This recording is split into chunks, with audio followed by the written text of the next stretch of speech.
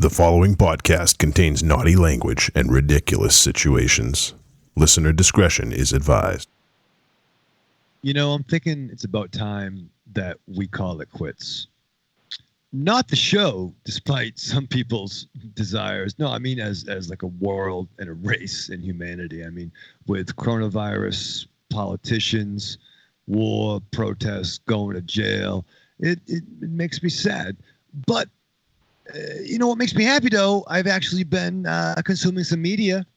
Yeah, I've been reading some comic books, watching some movies, listening to podcasts. You guys know you can put YouTube on TV nowadays, so it's kind of like Raven Shadow got his groove back. So you know what? Fuck it. It's only a matter of time till we're done. But until then, welcome to Trick or Treat Radio.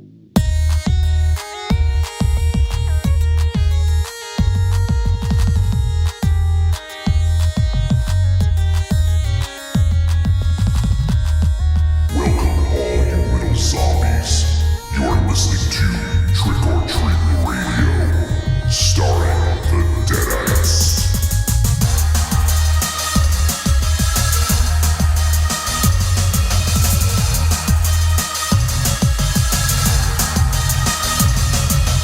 Welcome to episode 397 of Trick or Treat Radio. Trick or Treat Radio is the world's most dangerous podcast and is recorded in front of an undead studio audience here at Castle Wolfenstein and also the lair of lost swag within the Raven Chateau. We discuss at least one film a week. We argue. We make fun of each other. And also, Raven Chateau, that was very deep, man. And when did you ever have your groove? That's what I want to know, actually. It was about 4 minutes back in 98 that I thought I had it, but I blinked and it was gone. Okay, so I guess in that sense, maybe you did have it, and now you're trying to get it back. I could believe that. No, I've had. It's fair to say, I've had moments of having a groove, and they were brief. Prove it. Well, you know, some of you were there. You know, are you talking about not white guy dancing? Is that what you mean? Oh no, I mean I'm remarkably Caucasian when it comes to dance. Yeah. We saw you when you were with Morris Day in the time. Yeah, listen, okay. I was with Morris Day in the time. Yeah, Thank you very much. And you were the whitest guy in the whole building, probably. Yeah, but I was only doing with fucking long hair throwing metal signs up. Everyone else was dressed like it was Sunday Mass. Everyone else was dressed appropriately for Morris Day in the time. Yeah. I think I might have been wearing like a Motorhead shirt and fucking a flannel. You know, that's why I was picked. They're like, do that cracker, that's getting bored. Cracker. This would be funny. Get him up here. Yeah. He's a big guy. I was thinking about it the other day, just pointing you. I'm like, I don't want to go. I just want to watch the show. Well, so I told that story in a what do you call it, in a cultural bias training classroom. What? Yeah, no, I cultural bias training session. Right. So what the hell is that? In the workforce, when you work for a company, you got to have these like trainings, and one was for cultural biasness. It's a weird word. And part of the thing, you had to watch a movie and involve like a Muslim walking down the street with a white woman and a kid. And you're like, oh, are you the right person to teach this? Yeah, no, I was. How many times did you say cracker? Well, to be fair, I am a fucking cracker. I think we're all crackers, right? We're like the Keebler elves with fucking, what's this fucking crackers? But yeah, so you watch a video, so a woman's scared of a Muslim walking down the street, and it's all, moody, very fucking, David Fincher like, and then a car pulls up. A car? Yeah, a car pulls up. Okay. And so the cops pull up, and they run out, and they're running towards the Muslim, right? And the white woman's holding the kid, being scared, and they run past the dude, and they assault a white guy in a business suit. He looked kind of like Jim Smith from Teal in a suit, and they grab him and they pull out a bunch of drugs on him, and then you cut to the Muslim guy, and he's like taking the bag that he's holding, and he's actually building a bike for like his kids, and walks away. So that was part of the training, was don't make assumptions. Don't judge a book by its cover. Right. Hmm. But if you had to ask questions, then you had to have group conversations. So you had to sit with your group and tell 2 truths and a lie. What was your lie? It was pretty good, right? I'll tell you, I'm a guest. So I say, okay, my name is Michael Ravenshadow. My I've name been is with- Michael Ravenshadow. So I said, Is that the truth or a lie? depending on one's point of view. So I said, my name is Michael Ravenshadow because I didn't know I didn't know them. I knew them, but I didn't really know them. And I've been with this company for 21 years. I play bass guitar. And now I'm an alcoholic. Different meeting. This is the 10 o'clock one, not the 6 to 7. Yeah. So the other one was, I've been with the company 21 years. I play bass guitar, and I've danced on stage with Morris Day and The Time. Well, I obviously know. Yeah, I think we all know. True. Yeah. But the 6 people I was sitting with, now based on my appearance, they thought the length of service was a lie, and the other half thought They're like, this guy can never hold a job for that long. Now, to be fair, I'm the manager of the meeting, so I'm with like all the grown-ups, Yeah, and there's your boy. So then I said no. They thought Morse Day, and they liked the service, but they all thought I played bass guitar. And I said, you know what? Of course. That's called biasness. And I threw some metal up.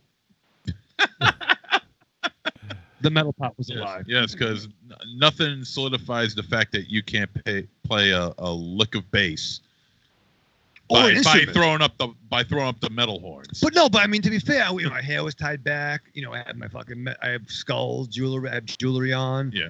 I get the fucking earrings and stuff. You still wear earrings? Are you cultural fucking blind? Yeah, man. What the hell are you doing?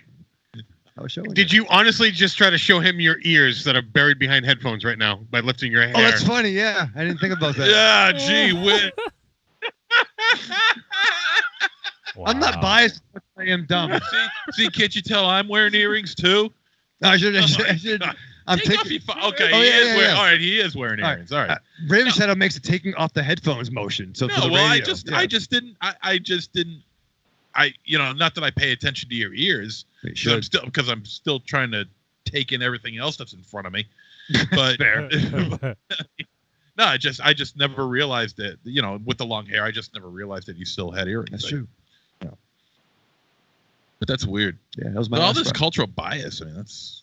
Yeah, it was 2 hours. The first hour was it's good. not like you got Archie Bunker in there, No. What? So are you trying to say with cultural bias that Italians are bass players?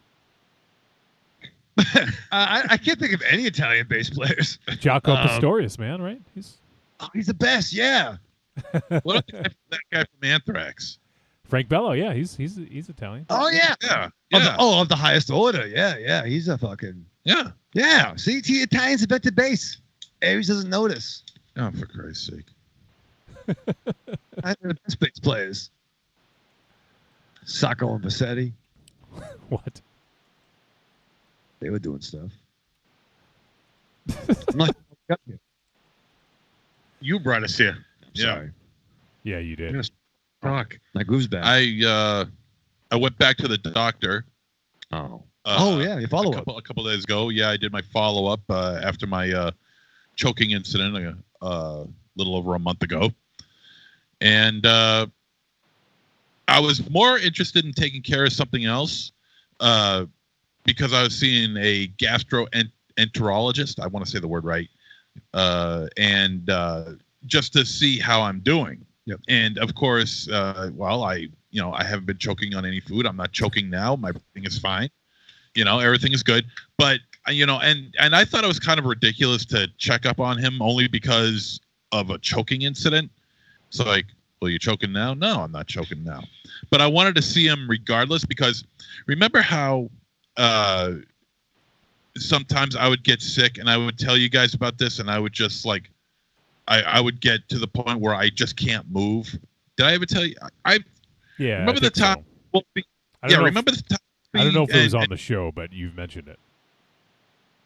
Well, it's happened one time. Remember when I was gone for like 3 or 4 weeks, maybe 5 weeks, Yeah. maybe even longer than that. Yeah. And then the day I was to come back, I got sick. Oh yeah, And I you remember that. I remember that. And you guys had to postpone that wonderful Oh, the yeah. song that you guys created for me. That was fucking awesome. Yeah, that was a piece of work. Well, anyway, and this thing has been bothering me since 1988. Okay, and so I figured I'm finally going to get this taken care of. I'm going to find out what the hell is wrong with me. Okay, because it's this whole situation where and this is going to get a little graphic. Perfect. boy. Where I deal all day with projectile vomiting and projectile diarrhea all day long, sometimes at the same time, and it lasts all day and it wipes me out. And it starts off with some with some burps, but the burps are awful. It tastes like rotten oranges. Is that the trigger? Is that the trigger? So Yeah. if that starts happening, Yeah, that's my cue to know that I'm in for a long day. So you've been having this since 1988. You've had Once these or twice a year, every year since 1988. I kind of remember that. So and the tell is always burping. You could be doing If I belch and there's a taste of rotten oranges coming up, I know I'm in for some. I know I'm in for some pain. Okay. Well, anyway, I went to the doctor so we could talk more about this rather than me choking. I'll give you something to fucking talk about. And he came up with what it might be. Okay. It's called cyclical vomiting syndrome. What? SVS.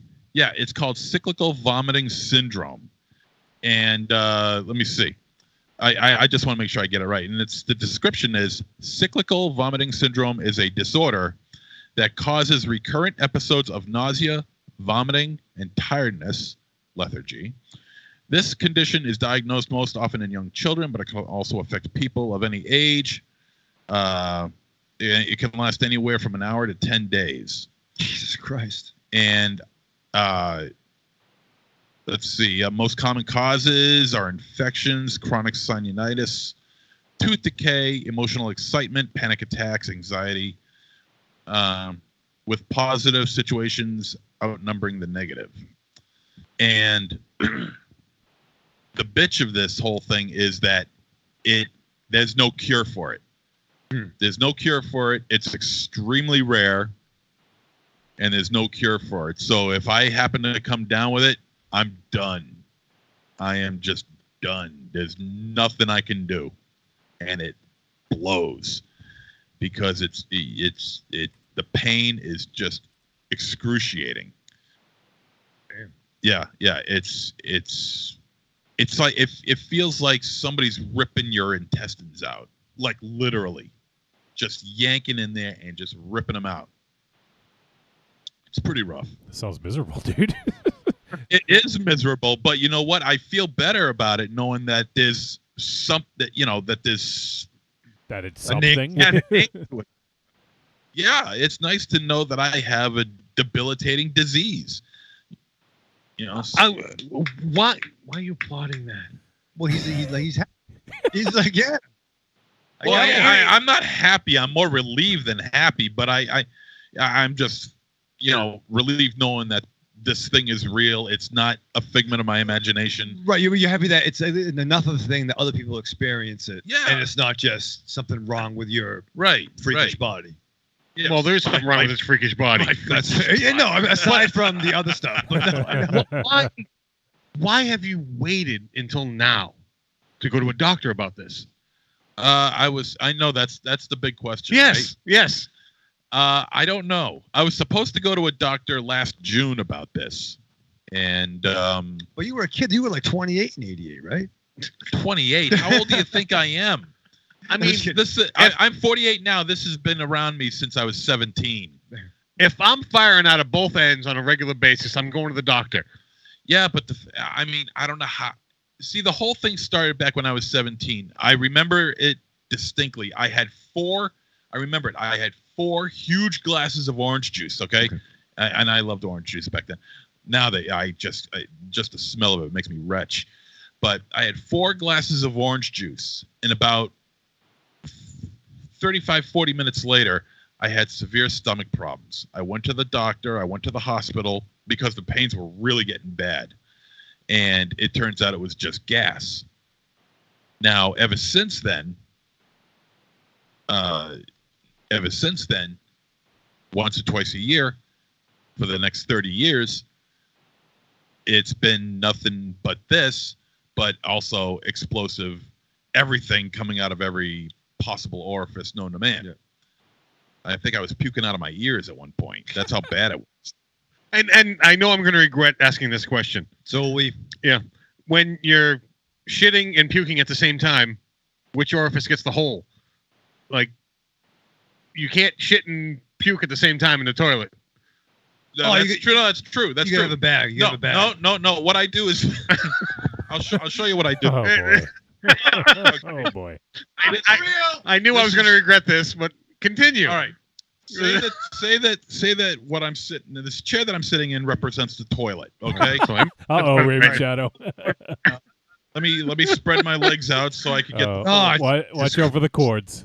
All right. Little man spreading so the balls hit the water. That's okay. right. That's right. Oh no. At this point, my balls are so tight; they're practically above my dick.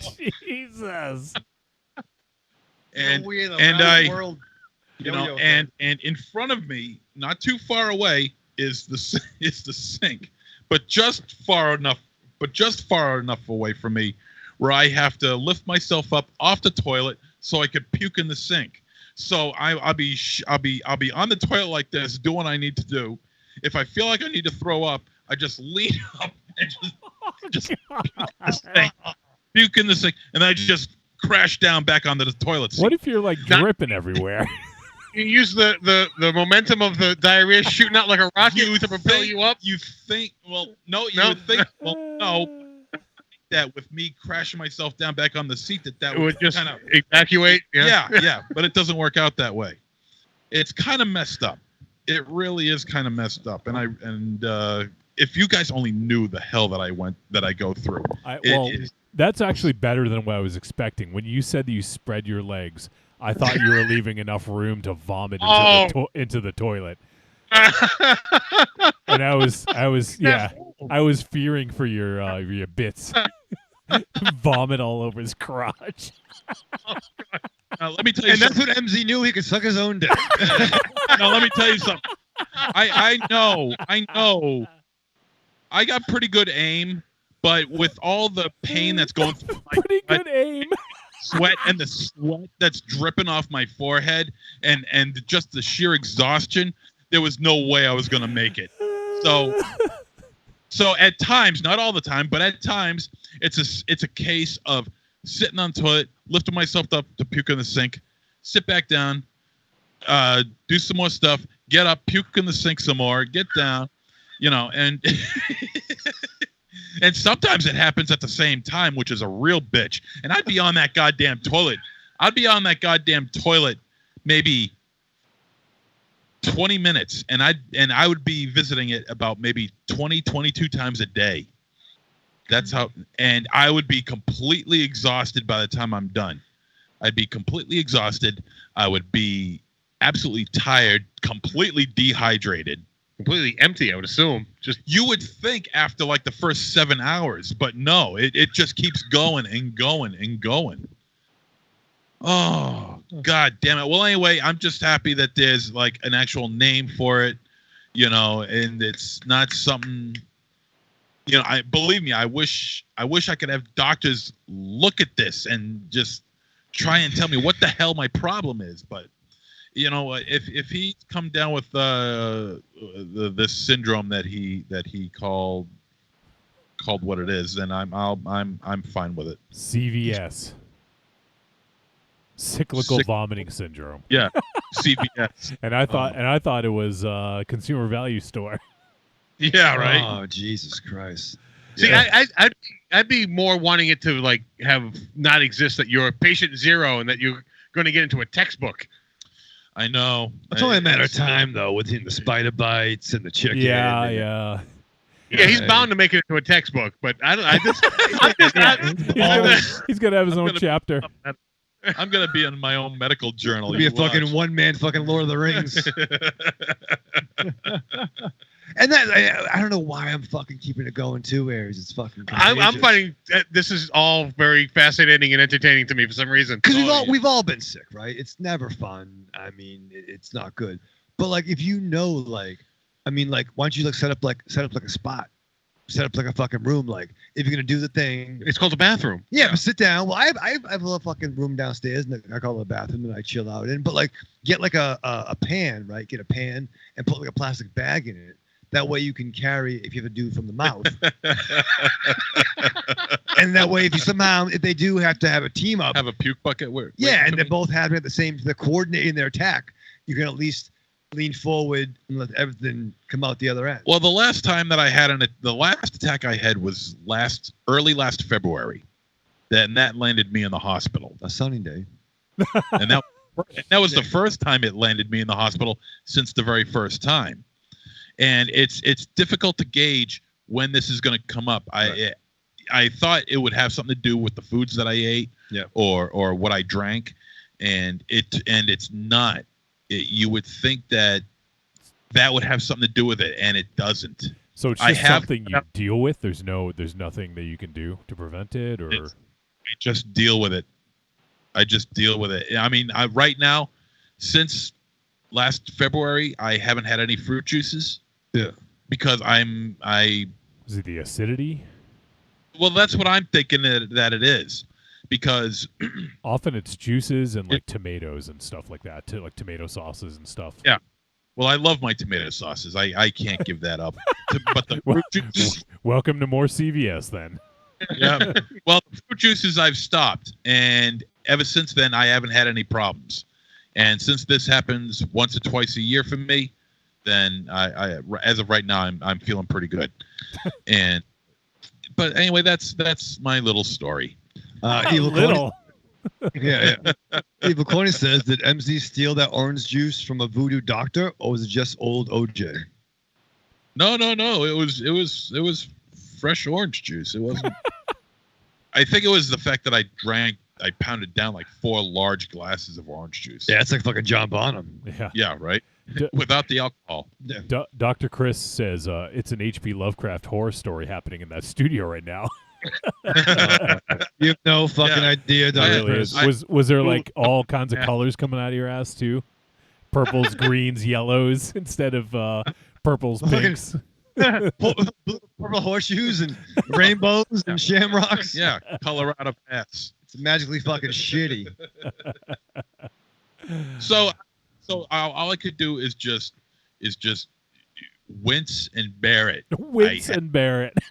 Yeah, That's I can't grin and bear it. I can't grin and bear it. It just hurts too damn much. So I sit at home and It's my law firm. and I'll put on TV and watch TV or something. Have you thought about getting a portable camping toilet so you can just do it right in front of the TV? No, I don't want to do You that. could have a Just flush get, back. just get a bucket. That would be weird. Yeah, that would be weird. Just go in the woods. See your clothes off and roll around. Oh, Think about my life. God. Watch Spinal Tap or something. Oh, speaking of Spinal Tap, I boy. almost Shit. forgot. There's a special screening of Spinal Tap over at Hanover Theater next month. Yeah. You know who's going to be there? Who? Meathead. Rob Reiner. Oh shit! Really? Yeah, Oh. Yeah, at Hanover Really? Theater next month. Yeah. I'm going to a Hanover Theater next week. Oh, yeah? What are you going to go see? Hardy Lang. Oh, yeah? You going to push his nose? I don't know. I'm not sure how good the seats are. I wonder, Oh, my. I wonder if he sounds different now with that fucking nose. I'm fucking fascinated. sounds like this. Yeah. He's coming to the Let me tell you a Necronomicon. joke. Yeah.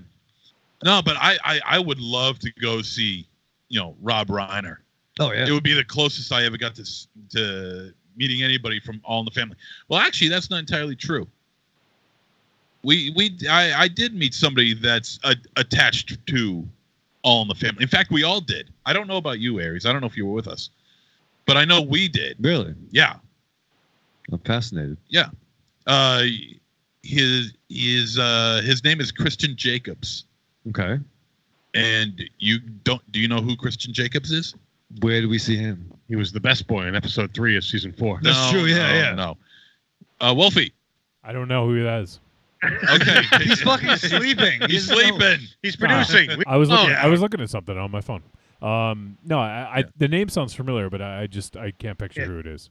Christian Jacobs is the Bat Commander from the Aquabats. Oh yeah. Okay, that's why I know him. Yeah. Yeah.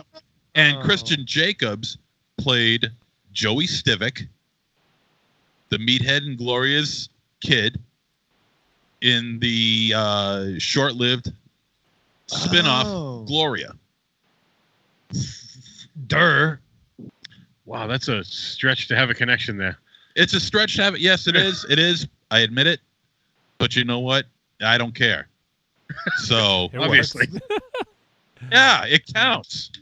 But So, fuck it. but I want to see Spinal Tap on the big screen. Yeah, with that'd be Meathead. awesome. Yeah.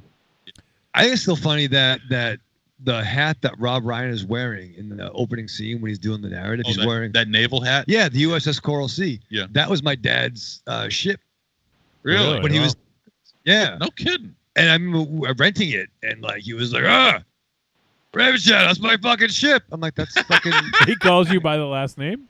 yeah, yeah, it sucks. And I'm like, that's Rob Reiner, Dad. But yeah, it's pretty much a true story. I can only imagine what the tickets are to go see him. I mean, Well, I would they've love. had that before. They've had like Carrie Elways, Yeah, and they had yeah. John Cleese recently. Yeah. doing, John Cleese was there, and as a matter of fact, Carol Burnett was there last year, and yeah. and I was gonna go. But then again, it was either, I think it was either a Wednesday night or Thursday night, and it was the night of the show. So It was a Thursday night because the missus went. Oh, really? Yeah. No kidding. Yeah, she took her mother to go see that Oh. show. I They enjoyed it. Yeah, I bet. I would love to have seen that because I love Carol Burnett. She's Sure. funniest woman ever. And fuck Lucy. Whoa. I hate Lucille Ball. Fuck her. Folks, I'm pretty sure she's not listening. But still, that's a little rude, isn't it? okay. So- I'm gonna bite. What? Yeah. She's just not funny. She's just not funny. Raven Shadow is funnier than she is. Well, it's not apples and apples comparison. Ugh, God, is she awful. The only time she was good is when she appeared in Three Little Pigskins on the Three Stooges short. That scares the shit out of me. I don't know where he's going with that. Was anybody else fucking terrified? A little bit. All right, right. Could go anyway with him. She was turned on by Larry Fine. So are you. Hey, that's a very true statement. Larry, what was it like working with Lucy? I hated her. Why? Did she fight? She was a bitch. Oh my God, it's been about 300 episodes since we were in Larry Fine. Larry, I thought everyone loved Lucy. Uh,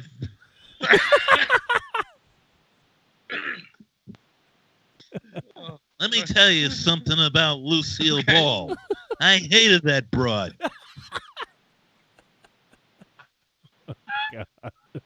Her and the dipshit husband of hers. You weren't a fan of Ricky Ricardo? Fuck Ricky Ricardo. That stupid Joe. Fred was the real star. Oh, shit. Wow. We're on a roll tonight. Fuck that broad. Oh, man. So I haven't even talked about what we're doing tonight. We just got on this fucking crazy-ass tangent right from the beginning there. Half-hour tangent. So on this week's show, we're going to be talking about a film called Color Out of Space. It is the return to filmmaking for Richard Stanley, and he's adapting an H.P. Lovecraft story starring Nicolas Cage. Oh! So very excited to talk about this one. We've been highly anticipating this film, so we'll be talking about that in a little bit. And then we haven't done one of these questions in a while, but I asked folks. I didn't really give much lead time, so I don't expect we'll get a lot of answers. But if anyone listening live wants to get them in, feel free to send a voice message or an email, or you can even just comment on any of the live feeds we have going on Facebook or on our website. And let us know either your favorite Lovecraft story or your favorite Lovecraft adaptation. So we have a few to choose from in for especially in film and even video games and comics and board games. So lots of stuff to choose from. So it's pretty open ended. So if anyone out there wants to talk about their favorite Lovecraft adaptation, just go ahead and leave us a voice message. podcast@trickortreatradio.com. We already got a couple for this evening, so I'm looking forward to hearing from those folks. But if anyone wants to get it in now, feel free to send it. And let's see. So yeah, we're at 397. I still don't know what we're doing for 400 yet. I got some ideas though, so I'll talk to you guys off air about it. But got some ideas about what to do. But yeah, so if anyone else out there has any ideas, any of the listeners have any ideas for what they'd like to see us do for episode 400, let us know. Also, I wanted to talk about Patreon. And so I have yet to, this has been a pretty busy week, so I haven't put up the latest episode for the Patreon exclusive, but it's all ready to go. I'm going to get it up tomorrow. So for anyone who has been on the lookout for that, we'll have that up as soon as possible, ASAP. And also, I hooked up, I don't know if anyone's even interested in this. I didn't really have a lot of other Patreons do this, but I don't think, we haven't even discussed it on our page. But what we're going to do is we've added a Patreon-only chat room. So only our Patreon supporters can have access to it. And it hooks up very nicely into Patreon, so we can basically control the tiers of who's able to use it.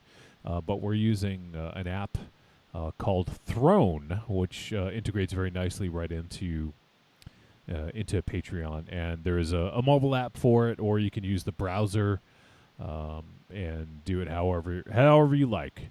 So we're just kind of doing a test run on it right now. It seems like it's not a bad little thing. So any of our Patreon supporters or future Patreon supporters, if you're interested, you have a direct line to us on Trick or Treat Radio, and you can make recommendations for the show. You can make movie recommendations or just shoot the shit. So and that's on all tiers. So if you guys want to get in on that, you can get in on the lowest tier of $2 a month. So head on over to patreon.com/trickortreatradio, and you can find out more information there. And if you guys want the exclusive audio content, you'll get that at the $5 a month tier. So if you're interested in getting all that stuff, we put out a bonus episode just for our Patreon supporters. We do it there, and we've done some film commentaries and just some other fun conversations. So we always are willing to take recommendations, too. So if you are a Patreon supporter and have any ideas about what you'd like to hear us talk about, any films you'd like to hear us do a commentary of, then please let us know. And we'll certainly take it under advisement. So, yeah, head on over to patreon.com/trickortreatradio. All right, so other ways you can help support, you can go to trickortreatradio.com, and right there's going to be an Amazon logo. You scroll down a little bit, you see the Amazon logo, you click it, bring it right to Amazon. It's going to input our affiliate link. Everything you purchase in that session will get attributed to us. It doesn't cost you any extra. Isn't that right, Raven Shadow?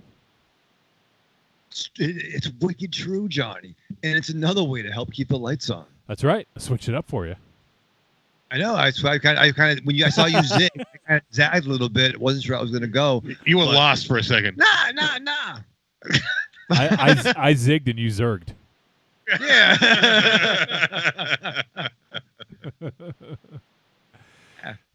And also, another way is you can go to trickortreatradio.com, click on store, and there we got some digital goods. You can get the greatest hits of Trick or Treat Radio for a couple bucks a pop. So it's a good way to, if you want to introduce the show to someone else, it's got kind of some greatest hits.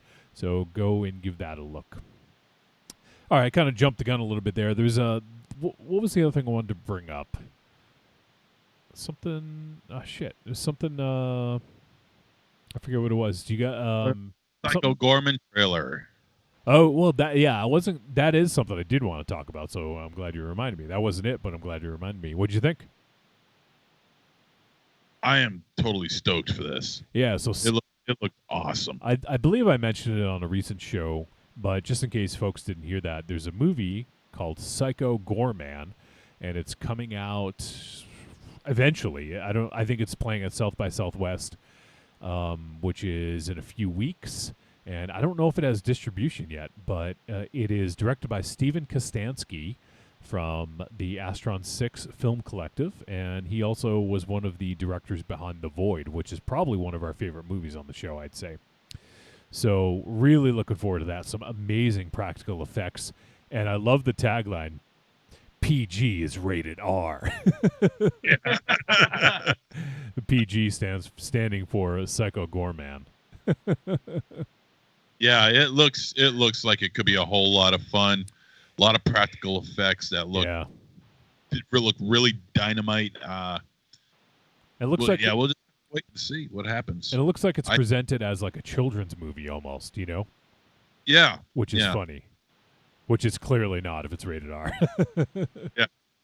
Which is so totally up Astron 6's style of humor. Even though they're not Astron 6.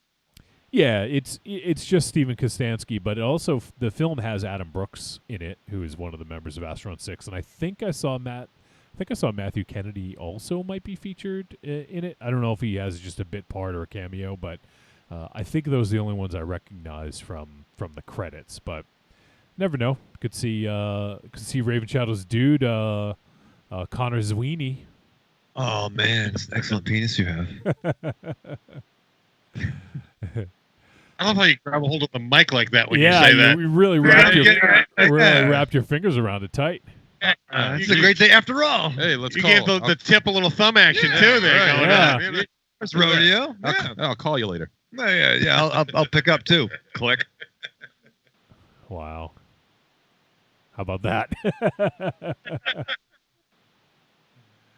Oh man, I wonder if I still have those sound clips. I think I have the Astron 6 ones. I just gotta look. You do. Yeah, I hope so. You know you do. Yeah, I think I don't think they made the transition into the new program, so I'll have to redo them sometime. Whack. No, I was telling Marion about that when we watched Child Boys. And I'm like, you know him that we had the clip about the penis. Jeez. I fucking love Connor Sweeney, dude. I know you do. Your boy Justice, your dude. Oh, just is my dude. I know. Aries is out of whiskey. He's pissed already. Oh, shit. Shit.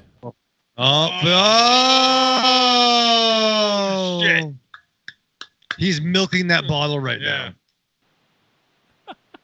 We get different definitions of milking, my friend.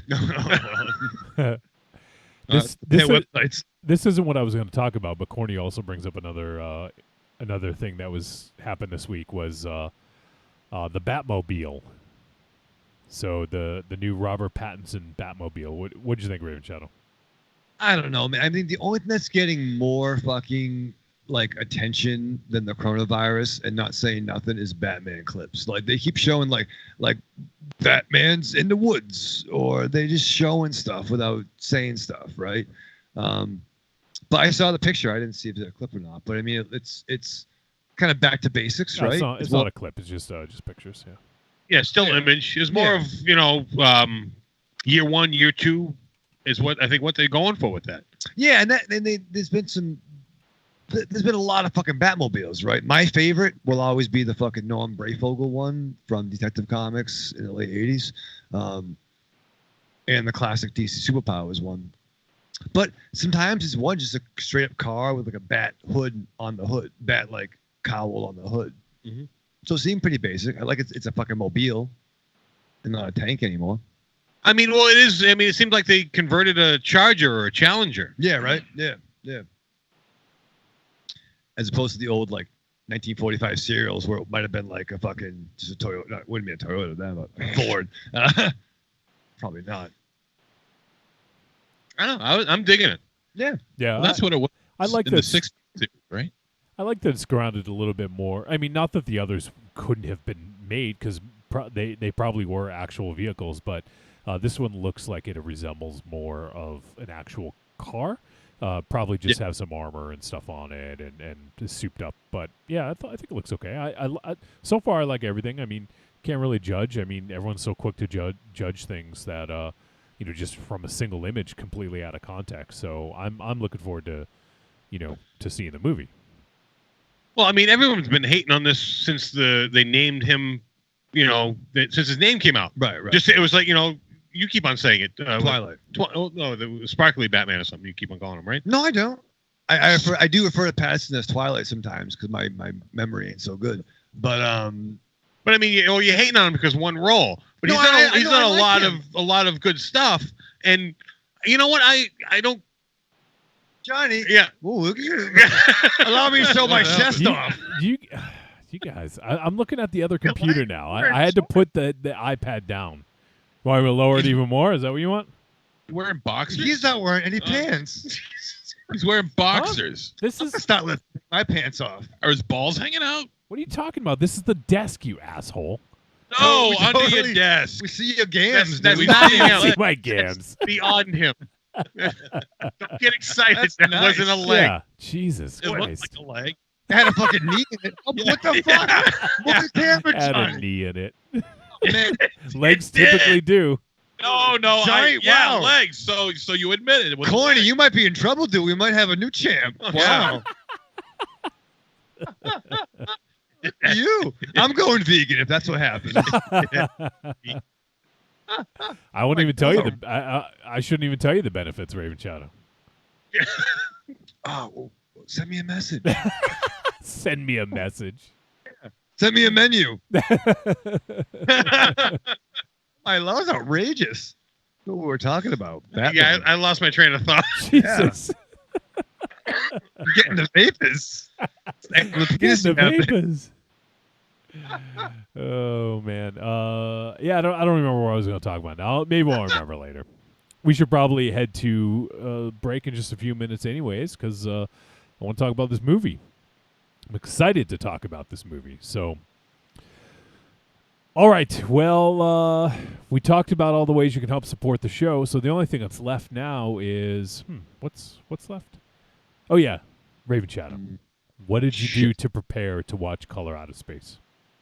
Oh man, Johnny, so many things. I fucking read some comic books. Wow. I read from 2017's Batman Metal. I read the first 2 issues of that and the two lead up issues, like Forged and fucking some other fucking shit. And it's really good. It's Scott Snyder, Chris. Wow, I'm fucking not prepared at all. But Capullo, he did some fucking Spawn shit, and it was really good. I dug it. It's it reminded Greg Capullo. Capullo. Yep. And it really reminded me of like a really fucking batshit crazy Justice League Unlimited episode. Like I'm only a few issues in, but I really enjoyed that. And I have a new fucking love, Johnny. I am fucking smitten. With? Thank you for helping me out with that bit. We're just trying to move it along. All right, well, fine, Yeah. because you know what? So I'm not even fucking. I'm just fucking talking about some shit. Slagoth turned me on to fucking Michael Rosenbaum has a fucking podcast. Slagoth turned you on? Yeah, and which is a good segue. Well, It's called- everyone has a fucking podcast these days. I'm surprised Yeah, when but- someone doesn't. But the first episode of Michael Rosenbaum talks to TV's Tom Welling. Oh. They're friends. How many times you jerk off during that? I had a hard time because it kept like stopping. I had to restart my phone. It was weird, but it's on YouTube. And I watched the Brandon Routh episode today. He was Superman too. Ralph of the South. Routh the South. Yeah. Big ups to Slagoth. Big ups to Michael Rosenbaum. So I mean, I watched the movie early. So I was just fucking getting my bomb. Wait, do you on. do you remember it yesterday- though? I'm not sure yet. So I mean, what? Why don't you guys start talking? I'm gonna leave for a minute. And before I do my part for the discussion, I guess I'll just fucking strap on, Johnny. You go through your week with the same old routine. What you really want is some blood and thunder in your life. Well, friend, you found it. The Cromcast is an adventurous journey through the history of two-fisted pulp stories With your hosts, John, Josh, and Luke. we have action. horror. An adventure, all through the lens of pulp luminary Robert E. Howard. Don't just stay in your ordinary life. Find your pulp life at thecromcast.blogspot.com. The Cromcast, The Cromcast. The Cromcast! a podcast for the barbarian at heart. This is Matt Kennedy of Astron 6. You might know me as Manborg. You might know me as Father John Sullivan in Father's Day. But what's important right now is that you're listening to Trick or Treat Radio. Oh, delicious nerds.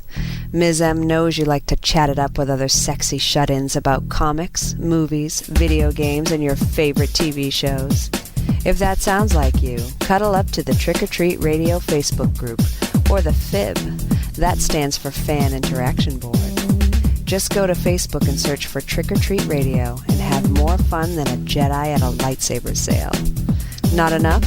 Watch us on YouTube, The Deadites TV, all one word. Last but not least, check out the world's most dangerous talk radio show, Trick or Treat Radio, at trickortreatradio.com. I can tell you I'm never coming back on this show. Especially now that I did that thing that you just didn't do. Which I will be sending you an invoice for.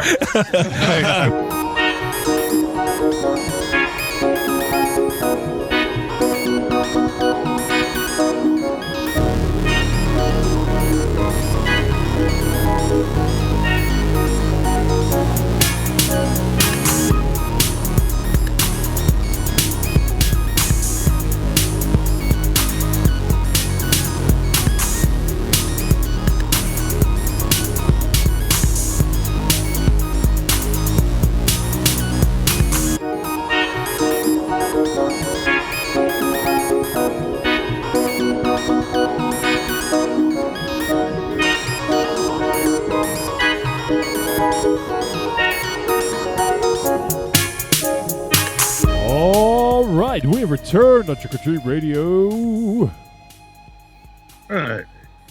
Back already. Eagerly. That's right. Back Movie. already. All right, we're going to talk about Flim Flam Flick, and that flick is Color Out of Space.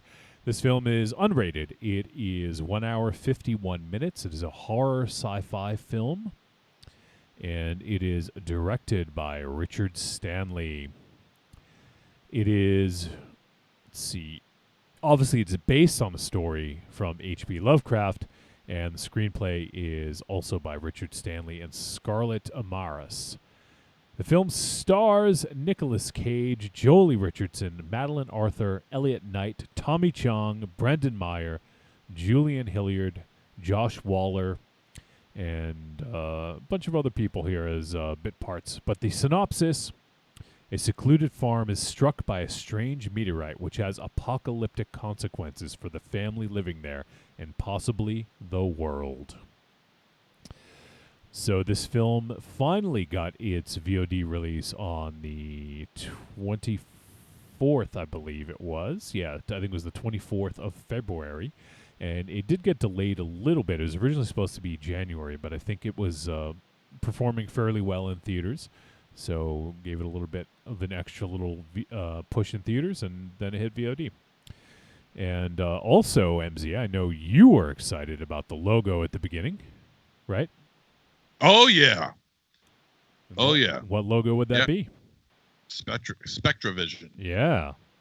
Yeah. Whenever I see that logo, I know I'm in for a good time. Do I have a good time watching Color Out of Space? We'll find out. but not only Spectravision, but also XYZ Films as True. well. Yep. So, and they're no slouches either. Nope.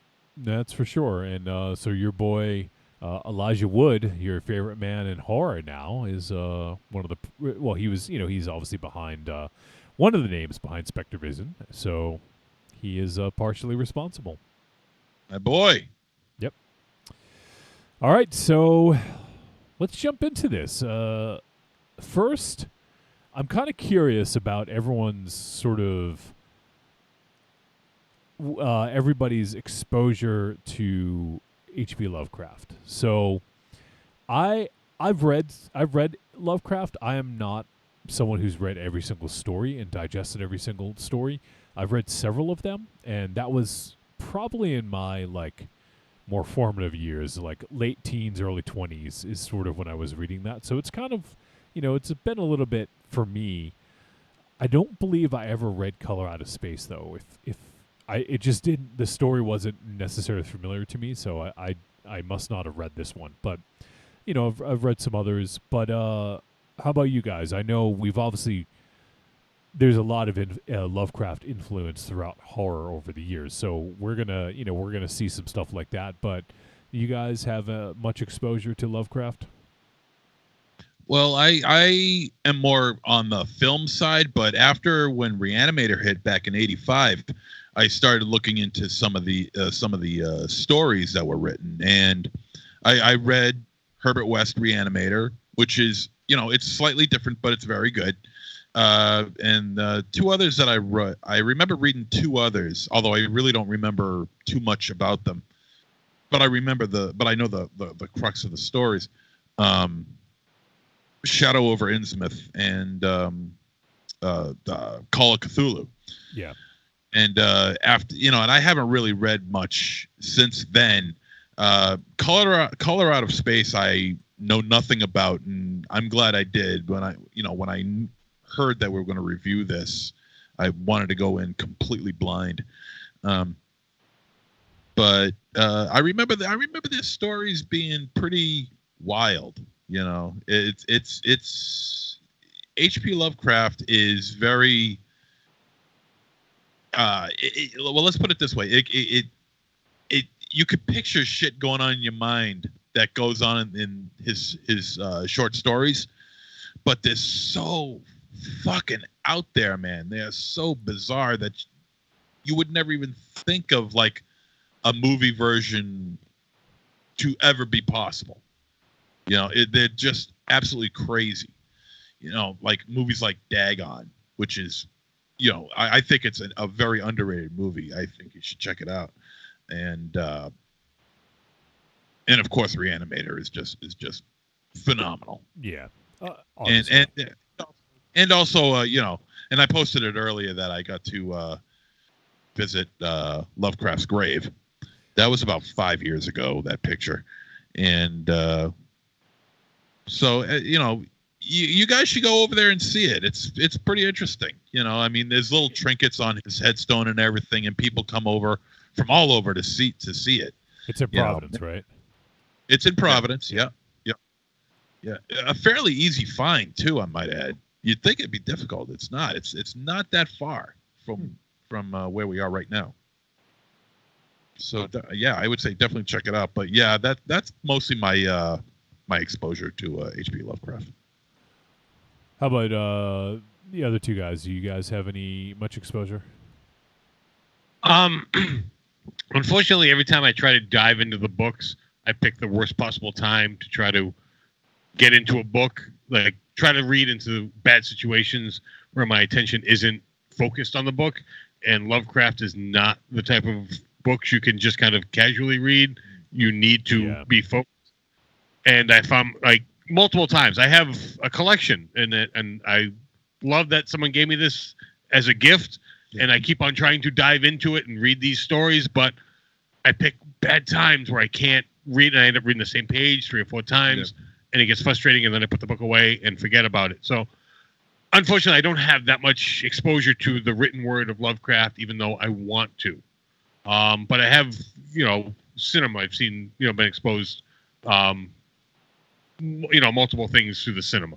But I don't know, just not reading it, I don't feel I'm not a Lovecraft. I don't know if there's a aficionado. Yeah, I as far as references to Lovecraft, I'm probably going to shy away from. Fair, and I've not read any Lovecraft, nor am I a racist. So no, I just kid. You play one on the internet. Exactly. You need some cultural. Yeah, no, but no. I don't need any help. Exposing my ignorance. But I guess I'm probably more aware of how his stuff maybe has trickled down, how it cascades down to culture. I mean, I know, Cthulhu's the fucking monster with tentacles, Lovecraftian god, all that kind of stuff. But that's from other, exposed to other things. I guess I remember when Reanimator came out, hearing a lot about it. But probably my first true exposure of knowing H.P. Lovecraft might have been the Cast a Deadly Spell HBO movie with Fred Ward. Oh yeah, because it was.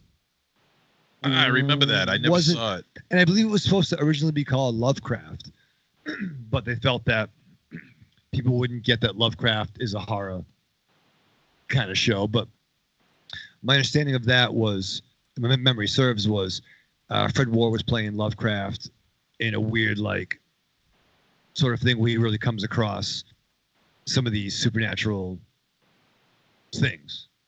Ring any bells? Anybody know what I'm talking about? I never saw it, so I couldn't tell you.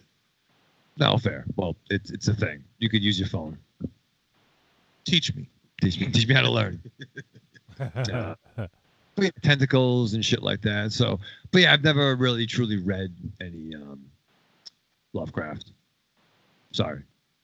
Don't be sorry. It's trying to get it. I want the listeners. As long as you don't lie, there's no reason to be sorry. It's wicked good. I just want the listeners to get a point of reference here as we talk about it. I love tentacles, and so do you. Put his testicles all over me. You got the rest of your life to be sorry. Yeah, wait, 5 more years. Does that mean you watch a lot of hentai, Raven Shadow? I'm not a big hentai fan. I'll be honest with you. I mean, hey, it's hentai. That's interesting. But yeah, that's. Hey, it's hentai. I'd much rather watch a hentai trailer than the full feature. You know what I'm saying? Wow. Just me. All right. What about you, Wolfie? Do you like hentai? Yeah, well, I think I've only seen it once, and that was when I worked at the video store. And one of the other people that worked there sold his whole anime collection to the video store, and so the video store rented it out. And he's like, "Oh, you got to watch this one." It was Sukudoji, something. What was it? Overfiend or something like that. So we toss. What's that? Yeah, The Legend of the Overfiend. Yeah. I dated a girl that her first name was Crazy. Aries knows who she is. Do I know who she is? It's like Typhoid Mary, but crazy. Yeah. Okay. And she was a big Legend of the Overfiend fan. Wow, that should have been a red flag. Yeah. Well, in retrospect, I was fucking 19, man. So yeah, it's Tsukudoji, Legend of the Overfiend is a Japanese erotic horror manga series written and illustrated by Toshio Maeda. First serialized in manga Eurotopia from 1986 to 1989, Tsukudoji marked a departure from Maeda's earlier works with its focus on erotica, dark humor, and the supernatural. So there you go. I don't know if it's technically considered hentai or not, but lots of dicks and tentacles. That too. So there you go. There's some more Lovecraft references for you. All right, so let's jump into this movie, though. Enough about that. So this is the return to the director's chair for Richard Stanley. It's been 25 years since he's made a feature film. Well, that's not entirely true. Well, because he did. That aren't documentaries. Yeah. Oh, okay. All right. So you want to talk about those? All right. No, because I was thinking of The Island of Dr. Moreau. That was in '95, and he was booted off of that project. So the last film that he did was '94. Was Hardware. Oh no! He did Dust Devil after that. Yeah. I thought Dust Devil came out. Oh, that's right. I always think that Dust Devil came out before Hardware. He also did another one called Brave, but it looks. Let's see, Brave. was 58 minutes. I don't know if it was a feature or not. The Pixar film? No. That'd be outrageous if Richard Stanley were for Pixar. Oh, it is sort of a film, but it's set to Marillion, which is a band, their concept album Brave. So I wouldn't consider that a feature film. So yeah, so I mean, so he was supposed to helm The Island of Dr. Moreau, and he did all the pre-production. He was on set for I think 3 days during production, and then was fired. So that obviously didn't happen. He didn't end up directing that, but so yeah, that was the last time that he had worked on a feature film, we could say. But before that, yeah, Dust Devil would have been 92. So I mean, technically, you could say 18 years since he's directed a film. So pretty crazy. He did get disillusioned by the whole process. I mean, rightfully so. I mean, that was kind of his baby, Island of Dr. Moreau. He'd wanted to do it for a long time, and it didn't work out, obviously. And I mean, you guys have seen the documentary, right? The Richard Stanley documentary? Well, the one about I'm drawing a blank on the name of it right now, but the one about the making of Island of Dr. Moreau. I have not seen it. You haven't seen that? I have not seen it. Oh my God, I've been wanting to though. Watch that, because the movie is shit, but the documentary is amazing. Really? Yeah. I really need to check that out. Yeah, I was really looking. It's called Lost Soul: The Doomed Journey of Richard Stanley's Island of Dr. Moreau. Well, Richard Stanley has a very unique vision. It's his style is not really for mainstream audiences. One look at a film like Dust Devil, and you'd understand. Same thing with Hardware. It's even though that did get a major release, and I think that even they slapped it with an NC-17 rating, if I'm not mistaken. I think you're right. Upon its original release, his style is very. It's very unique. It just doesn't play well to mainstream audiences. This movie here feels like it's his most mainstream film. To a certain, I mean, well, I'll agree, most mainstream, but because he doesn't give a fuck. He wants to do what he wants to do, and he should. Yeah, but you know what? Every fucking director should. Yeah, I agree. Yeah, so it is interesting, and this is obviously. I mean, we know a lot of people who have hung out with Richard Stanley because he actually goes to Necronomicon, which is a Lovecraft convention held in Providence, Rhode Island, every other year, and he's been to it several times. I know Arkham Josh has hung out with him. I believe Jarrett Blinkhorn is also. I think he told a story. I'm trying to remember now, but we got to go to this thing. Yeah, but we know some people who who've gotten a chance to hang out with him, and he's a pretty out there guy from what I understand. But I think he is, as we'll discuss a little bit as we get a little bit deeper into this. But I believe he is. I thought he was pagan, but I think he's actually Wiccan. Which, I mean, there are similarities, of course, because all Wiccans are pagans, but not every pagan is a Wiccan.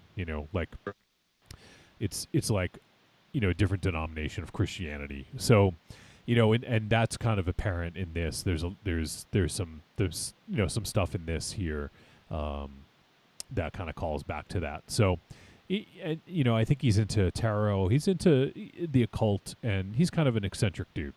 From all reports that I've heard. So, and he's a huge fan of Lovecraft. So this is absolutely in his wheelhouse, and this is a great way for him to sort of come back on the scene and work with Spectre Vision. And I think everything kind of like the right confluence of events was in place, and he was able to come and make his return in a big way. Whether or not we end up enjoying this, we'll get into that eventually, but I think this is a huge win for Richard Stanley for kind of getting back and being able to do what he wants to do, and I think that's great. It's a good story. It's kind of like to use a sports analogy, it's kind of like that, that player who kind of like loses his way and then eventually finds his way back into the sport, and and is doing well for himself. So, so that's really great to be able to see his vision through, and I think he had a lot of control over this, would be my guess. So, all right, well let's jump into it and talk a little bit about the film. And right off the bat, like this film is fucking gorgeous. Like the locations that they used, and I think it was filmed in Europe. Shit, I had the information. Let me look it up again. I'll look up and see where it was filmed. It says it was filmed in Portugal, Malaysia, and here in the good old United States. Okay, Portugal was what I was thinking. Really? But it's supposed to take place in New England, as all Lovecraftian do. All Lovecraftian stories do. Yeah. So you'll see, like, you'll hear names that's very familiar, very Lovecraftian. You see Miskatonics, you see the Arkhams, you get that. So this is firmly in.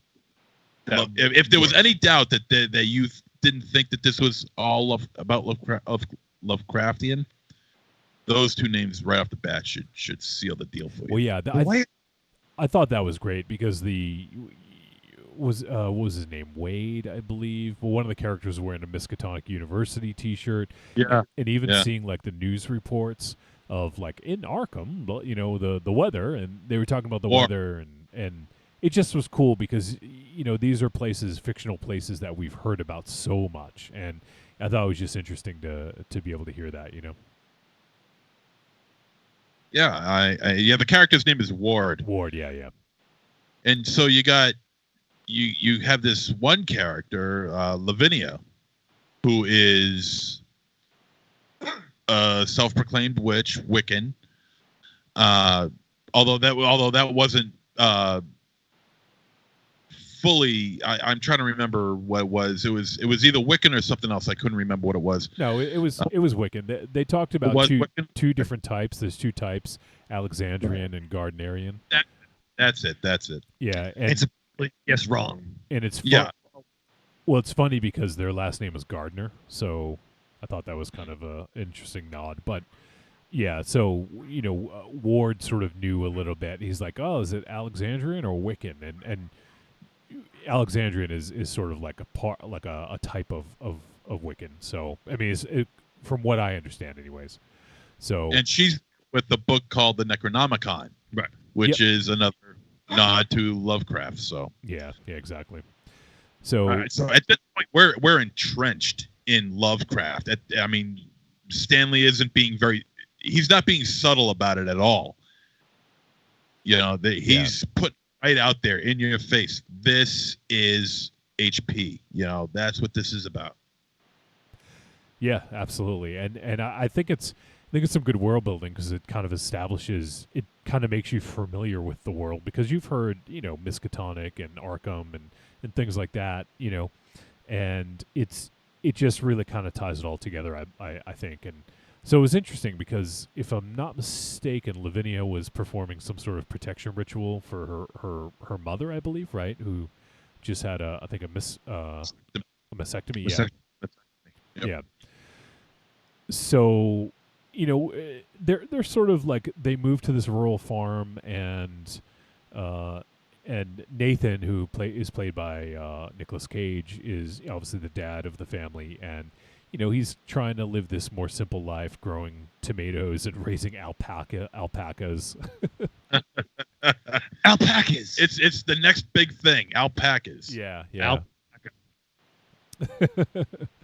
So it's kind of this cool little setup, like, and the house was like really, really beautiful, and it was like, what was it, his parents' house or something like that, I think. Yeah, definitely stressed his dad's house. Yeah, that's what it was. Yeah, and so the mom is sort of like, but this move has kind of put some strain on them because they're like in the middle of nowhere, and the mother, played by Jolie Richardson, is her name is Teresa, is a financial advisor, and she's kind of like hemorrhaging clients because the internet signal sucks, and she's trying to keep in touch with him via Skype and is having trouble doing so. So, and there's some issues between the two of them because of this surgery that she had, So all this stuff going on creates sort of a little bit of tension at the beginning. And there's 3 kids as well. There's Lavinia, Benny, and Jack. Yep. And I think the portrayals of the characters were all real good. I actually really liked Madeline Arthur as Lavinia, and also I thought Brendan Meyer was good as Benny as well. So it's kind of just setting the scene here, and then I think it's the first time in months. I think he said that that Nathan is and so the mom and the dad are kind of like things are getting a little hot and heavy, and then all of a sudden there's a fucking explosion and like a flash of crazy light outside. Not an explosion, but it was basically a meteor. It was a loud noise, and you could see the light kind of like shining in through the windows. And the little kid, Jack, was he was woken up and kind of startled by it, and was like the dog had like sort of a negative effect to it, and then Jack had he was like in some state of shock or something like that because he wasn't talking, and so it was kind of this event, and then they go out and see there's a meteorite or an asteroid or whatever had landed, and that begins this sort of crazy string of things that happens. I guess is a way of putting it. Yeah, well, I don't know. Was anyone else thinking Creep Show when they were exploring this meteor? Oh yeah. Like, this. I don't. This was. You know what? This movie uses a lot of references. A ton. Well, yeah, I really was like expecting bad shit to happen because someone touched this fucking meteor. Well, that's the thing. I know. If you don't go into the haunted house, there's no movie. If you don't do certain things, but I was really bothered by the fact that an asteroid somehow, you can fucking. If you look, you'd see that shit coming to fucking Earth, right? You would see that. If you're getting busy with your lady, you're not going to see that shit coming to Earth. Yeah. If I get busy with my lady, you're right. But I'm not talking about the characters in the film, but it would be on some kind of radar, right? Not necessarily. Well, figuratively. Before the light, you could the house was starting to shake a little bit. Things were starting to move around that don't normally move around. So it wasn't just the bright light, but it was also things moving on their own because of the reverberation of the meteor coming into their atmosphere. A small meteor can hit the planet without the world knowing. Yeah, this thing, it's like bullseye womp rats on my T16 back. No, yeah, this was small. This is small. It hit the Earth. Yeah. This thing was like less than 2 feet in circumference. If there wasn't a supernatural aspect about this, no one would care. That doesn't happen. It does. It does all the fucking time. Where? What do you mean where? Well, the millions of fucking places that happen. You familiar with the term shooting star? Yes. Yes. Yeah. That is a meteor entering the Earth's atmosphere. Yeah. Sometimes they burn up and disappear. Sometimes they hit the ground. Yeah. I don't know. But what do you mean you don't know? I'm telling you. Yeah. What don't you understand, Raven Shadow? What don't you know? I think they haven't hit the ground though, and then you invite the authorities in, and it was the mayor and the sheriff. Like you would cordon that off. Why? So one second. Why? One second. Mm-hmm. And Benny, who's a big astro groundwater pothead. Groundwater. Yes. That's his area of expertise. Groundwater. No. Benny's the older son. Hydrologist or whatever it is. Who's apparently the hydrologist is the smartest fucking guy in town. Like yes. he works for fucking NASA. Because he got it all figured out. Because he has fucking degrees. A fucking mayor doesn't need a degree. Yeah, but that's water. It's a fucking degree. He is a smart individual. He's very talented. He's very talented. But I don't know if he's the fucking... Yes. He would be the guy I would go to. I mean, all right. I would go to him before I'd go to the fucking sheriff or the mayor. Yeah. Well, fair. But what I'm trying to say is, though, wouldn't they cordon that off? Wouldn't they want to? Why would they? Why? It's a fucking meteor. We've all seen fucking Creepshow though. Because the Which is the, a the fucking- hydrologist made a point of it, saying that meteorites are nothing more than just rocks. There's nothing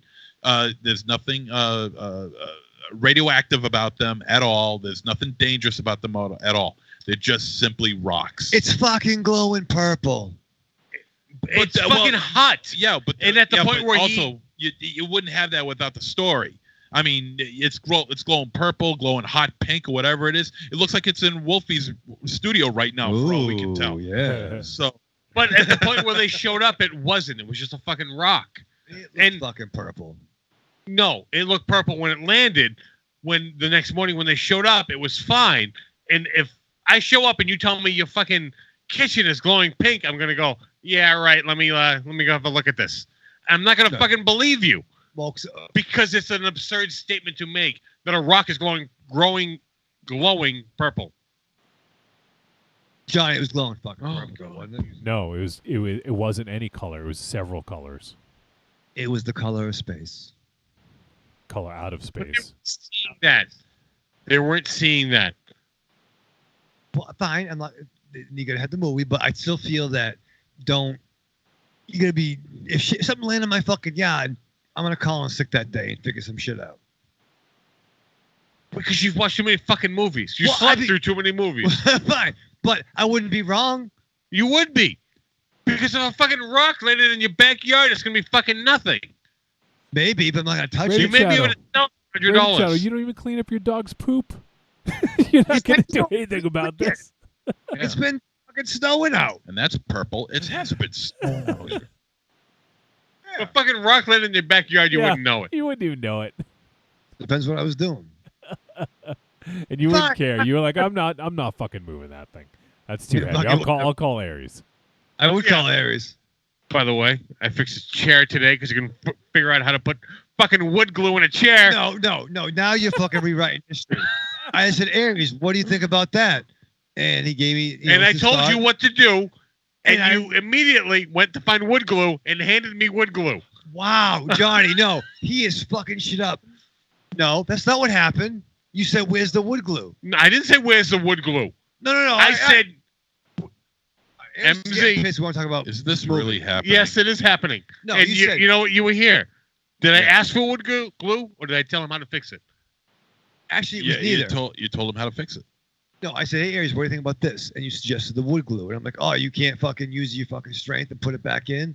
And I use said, wood. no, wood glue. And then you said, "I should have brought my wood glue." And I said, "You know what? I said have if you wood had glue." told me, I would have brought wood glue for you. Right. And I said, "You know, it turns out I have wood glue." And I walked away, and you went, "Where's my wood glue?" And handed me fucking wood glue. No, I want to show you the brand because you were very concerned about the brand that I had. And then you being all fucking godlike and Wolfie, did it get on your over here. own. Okay. And I said, let's thank get back to the, All right, I'll let's be get right back to the movie. Yeah, let's Please. get back to the movie. And I appreciate that. Well, all right. One thing I wanted to bring up, and this could be, this is something that could veer off a little bit, but so you guys had mentioned Creepshow, and I'm sure we'll get into a little bit more, but about like, I'm surprised no one's brought up the Thing yet, but the thing is, Oh yeah, We're gonna. the thing is that this is based off of a story from Lovecraft from the early 1900s, if I'm not mistaken, maybe late 1800s. I don't know when exactly this was. Let me check, actually. Written in March 1927. So it's almost 100 years old. Oh, yeah, I'm sure Stephen King got his Yes. inspiration from this, but that is just where my mind went. Of course. And it's You know what? I am going to be the asshole. I am going to be the racist motherfucker. Whoa, And stop Oh, talking. no. Stop talking. No, because I'm going to fucking own this. Fucking Corny will bring up fucking Media Man. Jesus Christ. This is how we get derailed. Media Man, I mean, Another Bad Creation was in that. I mean, Oh, no. I will say- I love fucking Media Man. But you know what? I mean, Ooh, that is just... timestamp. Oh, motherfucker. I mean, I just think that... that's the shit I find hysterical. Fair. I mean, yeah, you know what? Label me a fucking racist. I don't know. I don't give a shit. I don't give a shit. just That's because funny. you said Meteor Man? No, because corny. That's where corny went. And in case Why our is that listeners racist don't, for you? corny is black. Yeah, I don't but know. why does that reflect on you? Oh no! Because I'm just. That's racist. You're reading a message. I am. Okay. Ease up, Aries. You're Okay, making maybe you're making it worse than this. Yeah. Aries, I think you're outing yourself, and you really don't have to. Okay. Media can be loved or not loved by all people. No. Okay, my apologies. It's better than Blank Man. Yeah, that's for sure. Yeah. Blank Man? Blank Man was not good. David Allen Greer is not funny. He is. I like him. No, I do. Not in that movie, but I do like him. Yeah. But I think what Johnny's trying to say is that why do you stop doing that? Stop doing that. What was I trying to say, Rich? I don't want to hear this. Oh, Aries gonna call me a motherfucker and tell me not to say it. But no, I think he's trying to say I did already. It was written before there was like technology, to find No, media. that's actually not what I was going to say at all. I'm paraphrasing. And it's always No. been technology. Wait, you're And paraphrasing technology- something I didn't even say. Technology's been around since the beginning of time. Correct. Well, yeah, there's very high tech 1920s. The wheel is technology. No, Yes. I understand. You don't. You don't seem to. No, because but no. you said before technology. Well, fine. Binoculars and a fucking like laser fucking scope to see the moon ain't the same thing. But it's technology. The wheel is technology. Well, I understand that, You don't. Johnny. Johnny. No, what I'm trying to say is that there was like TV cameras and politicians and shit. Whatever, fine. Oh my Anyway, God. let's just get on. Let's get on to Oh day my 2. God. I am having a Day good two. time. Damn Day it. 2. There we go. Take 2? Day 2. What happens after the media? Now before we continue with this, we're skipping over one important character in this movie, and that is Ezra. Yeah, I was going to bring Ezra up. Yeah, go ahead. Played by Tommy Chong, which I thought, normally in any other kind of movie, this would be played somewhat for laughs, and it wasn't necessarily played on laughs. It was played very straight, but with a very Tommy Chong-esque style, which I really liked. I would define this as played for chuckles. Because it wasn't full on comedic, but it was humorous. Yeah, Cheech and Chuckles. Right, but it was Cheech and Chuckles. right. It wasn't like him being like Kill a Bong or some shit. Yeah, Just showing yeah. up for something nonsense. Yeah, I mean, it was like, the character was very Tommy Chong-esque. He, an old man, hippie, smoking a doob, drinking coffee, and always offering people a cup. But he was also very pathetic in what he was trying to say to people. That shit's coming, something's happening. That's where you said when you have the CVS. If shit's coming, we ain't going. And so the hydrologist is just trying to explain to him that the water is no good, stay away from it, and he's looking at the coffee that he was offered to him, and it's not looking too hot, and so room temperature. So, but Ezra, the character, is a guy. He's almost hermit-like. He stays in this little house out in the middle of the woods. They say he's squatting. Yeah. He went off the grid. He also has the best cat ever. Oh yeah, G-Spot. The best name ever. Oh, best name. Yeah, not You the don't. best You can give a rat's ass about the fucking cat. You care about the name. Well, we'll talk about the cat later on. I'll tell you that much. Yeah. G-Spot. Oh man. Yeah, but I thought that because I thought that was a little odd too, seeing Tommy Chong cast in this, but I thought it was well cast. I mean, he's got a pretty big role in this, but he does play sort of an important part. But no, I thought he was well suited for this, kind of like that hermit, who's always getting high. Which, I mean, they kind of leaned into it a little bit, but it's perfect. It's perfect for Tommy Chong. But he's the kind of guy he is built for that role. He'd be the kind of guy. Okay, you can squat in my yard because it's fucking your Tommy. Well, I mean, the problem with squatting is eventually you own it.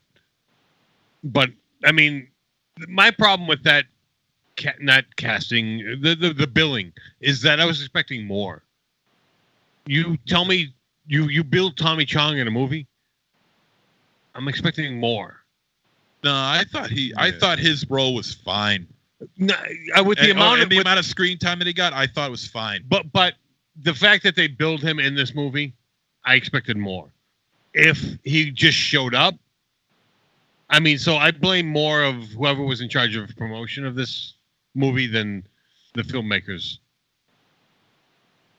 because I couldn't put him in the movie anymore.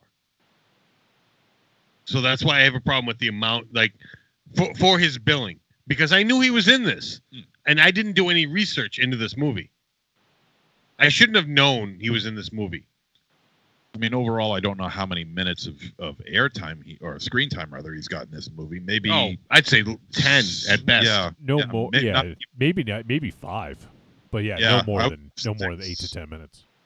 Yeah, I would say about 6 or 7 minutes myself. He's not on for very long. No, so that's what I mean. I shouldn't have known he was in this movie. Well, it all depends on the character that he plays, and I think the character that he plays here was perfectly suited for him. You know, whether or not they wanted to give him more screen time because of his performance, that would have been up to Stanley himself. I don't care if he saved the universe with the amount of screen time. He should not have been billed. I should not have known he was in this movie before watching this movie. I didn't know he was in this movie before we watched this movie, and I don't care. I just don't know why it matters. He's an actor. He's in it, so. But it's just one of those things, like, when you bill, like, because he was not necessarily advertised, but because I didn't research this movie at all, but I knew he was in it. So there was some level of exposure that he was in this movie. Well, I think I mentioned it last week. Yeah. No. I don't even know how beyond what you mentioned, I knew he was in this going into this. From when I booted it up and I saw his name or whatever. I should not have known that being the minutes of airtime. He probably had the same amount of screen time as Margot Robbie. Well, he's also he's also a name that people know. So like I don't know, I'm fine with it. And featuring Tommy Chong, or something like we see it all the time. So I don't have a problem with it at all, and it doesn't take away from the experience knowing he was in it. So I want to get a little bit deeper into this because we're stalling out a little bit here in the beginning when it's not really all that important to talk about. So the thing I brought up was this, obviously the story has been influential to horror or just Lovecraft in general, maybe not quite this story. So, we're kind of mentioning all these different films that have taken inspiration. And so for me, I think at times this film does feel derivative because of that. But you have to keep in mind this is based on the source material. So other people have been aping from Lovecraft for years, whereas this is a direct adaptation. So I think we need to keep that in mind because I've seen people say that. I like to kind of look on like reviews on IMDb or just wherever online and see what people have to say. And somebody was like, this film was directly ripped off from John Carpenter and whatever. I've seen, I don't remember what else he compared it to or the reviewer, but, this is just a normal person. It's not a film critic. And, so I saw a lot of that. But that's, and you can't, I don't know. I mean, I don't think everybody's going to understand that this is based off of H.P. Lovecraft. People might just see Color Out of Space, see the poster, say, hey, Nicolas Cage, all right, cool, I'll watch this, and not even have any idea. But also the film Annihilation, which came out, I think, a year or two ago, that was oh my God, I'm drawing a blank on his name, Alex Garland film. So the guy who did Ex Machina, he also did Annihilation. Annihilation takes a lot from this. Did any of you guys see Annihilation? I don't think I have. You should see it. I don't think it's quite good. It's got Oscar Isaac, Natalie Portman, and that one is directed by Alex Garland, who did Ex Machina, which we love. So I would absolutely recommend Annihilation. But there is a lot of similarities to this, in terms of some of the colors, some of the effects going on, and even some of the creature sort of like amalgamations, I guess I'll call it. I mean, can I say from the jump, I had some fucking legitimate fucking jump scares in this fucking movie. There were 3 in particular. Yeah, this movie is a slow burn film, and even though last week when you were talking about Aries, how you didn't like the movie last week because of its constant character build throughout the film, I think that that's what you have here as well. You got throughout the whole film, it's a constant character build, and you're learning their build from in 2 separate areas. You're learning their build from what their life was before the meteorite and what their life was like after the meteorite. So it's almost like you get 2 character arcs in each in this film for each character, each main character. The scares, as far as the scares go, I thought there was some really pretty outstanding film work here as far as setting up the tone, setting up the tension, and sometimes not even setting up the tension at all, and then boom, there's something right there for you, and it scares the shit out of you. And that's what happened here 1 or 2 times. I think 1 time it happened to me anyway. And so the use of horror in this movie is played out really, really well. Yeah, I would agree with that. And there's also some great stuff, and it builds too. Like, so as we, as the movie, kind of hurls towards the climax, we get some more of that. But there was some really good stuff in this, and from what I could tell, I don't know if all of it was, but it looked like it was mostly practical. There was a lot of really good effects work done in this. Yeah, agreed. Yeah, the practical effects in this movie are really, really outstanding. A lot of close-up stuff, which I like. At the same time, I don't like, because I want to see the whole thing. And at times, we do get to see the whole thing. And it's crazy good. The CGI detracts quite a bit. There was one CGI shot. It was the initial shot. It was an overhead shot. I hated that shot. It was, I know what you're talking about. 100% a jump scare, unnecessary, and it was bad. Yeah, the CGI. I'm not. I'm gonna forgive Stanley on this because it's his first film in over 2 decades, and also given the budget that was being used, that's what I was gonna say. I can't hold it against them. Just can't do it. The CGI does at times really, really suck. I can't hold it against him because what he puts together here is just sensory overload for the eyes, for the ears. And I think that if we were there on set, probably even the smells too, as Nick Cage's character puts it. I will hold that one shot against him. I feel that shot was that bad that should not have been in that movie. Aries is surly tonight. How much whiskey did he have? Tonight, not enough. He's pissed. He's pissed. He doesn't have any more whiskey tonight. Oh, that's why. I'm fucking surly every goddamn night. No, I think you're extra surly tonight. Yeah. You want some Jim Beam? I have it downstairs. No, I got no whiskey. No whiskey. I want my whiskey. I want my whiskey. How are you getting home tonight? Oh, it's an oldie but a goodie. That's an oldie but a goodie.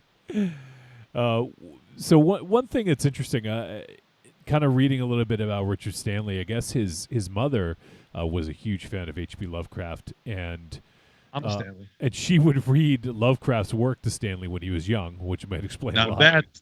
That's Jesus a mom. Christ. Yeah. Now that's a mom. And then Cthulhu destroyed the world. Go to bed.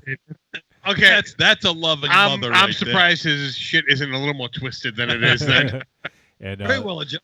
No. Oh, go ahead. I was just going to finish. At the age of 12 or 13, he read Color Out of Space, which has always been a part of his psychological makeup. And when his mother suffered from cancer, Stanley read Lovecraft's work to her in her declining years. Damn it. So it sounds like a pretty personal project for him, you know? Yeah, it does. Now, Nick Cage in this movie. Okay, I mean, we always talk about Cage exploitation. How far is Nick Cage going to go as far as being wild is concerned? Because that's what we always look forward to. I mean, when he was a big Hollywood star, he was always, he was always the go-to guy for wackiness. Before it used to be Jack Nicholson, Now it's Nicolas Cage. And ever since he's been on his tear of doing these kind of films to get himself out of debt, he's basically found himself a whole new career. He doesn't have to do Con Air anymore, He doesn't have to do... True. He doesn't have to do Raising Arizona anymore. He doesn't have to do Leaving Las Vegas anymore. What's He doesn't wrong have to with do those? nothing. There's nothing wrong with them. Nothing wrong with them. Great flicks. Fucking Raising Arizona. Huh? Great flicks. I love them all. He doesn't have to do Snake Eyes anymore. I would beg to differ. Work with fucking Brian De Palma. This movie is in the bills. He did this movie because he wanted to do this movie. He's making the fucking National Treasure 3 to pay the fucking bills. Jesus. You say, oh, Jesus, he is fucking making that movie. That's what was paying the bills. This he made because he wanted to. Well, first of all, I never cared much for the National Treasure films. All right. So we'll just leave it at that. They were like Fisher Price, my first Indiana Jones. It's a fun family movie. You don't have children, right. So you don't have a need to watch. Yeah, so I don't have a family. Is that what you're saying? Yes. You don't have any children. There's no need for you to watch those movies. I don't know. No, your kid is in college. And I watched National Treasure 1 and 2 with him. Oh God! Because he was of that age. Yeah, when the Thoughts and Prayers were little, we saw those movies too. Get him some whiskey, will you?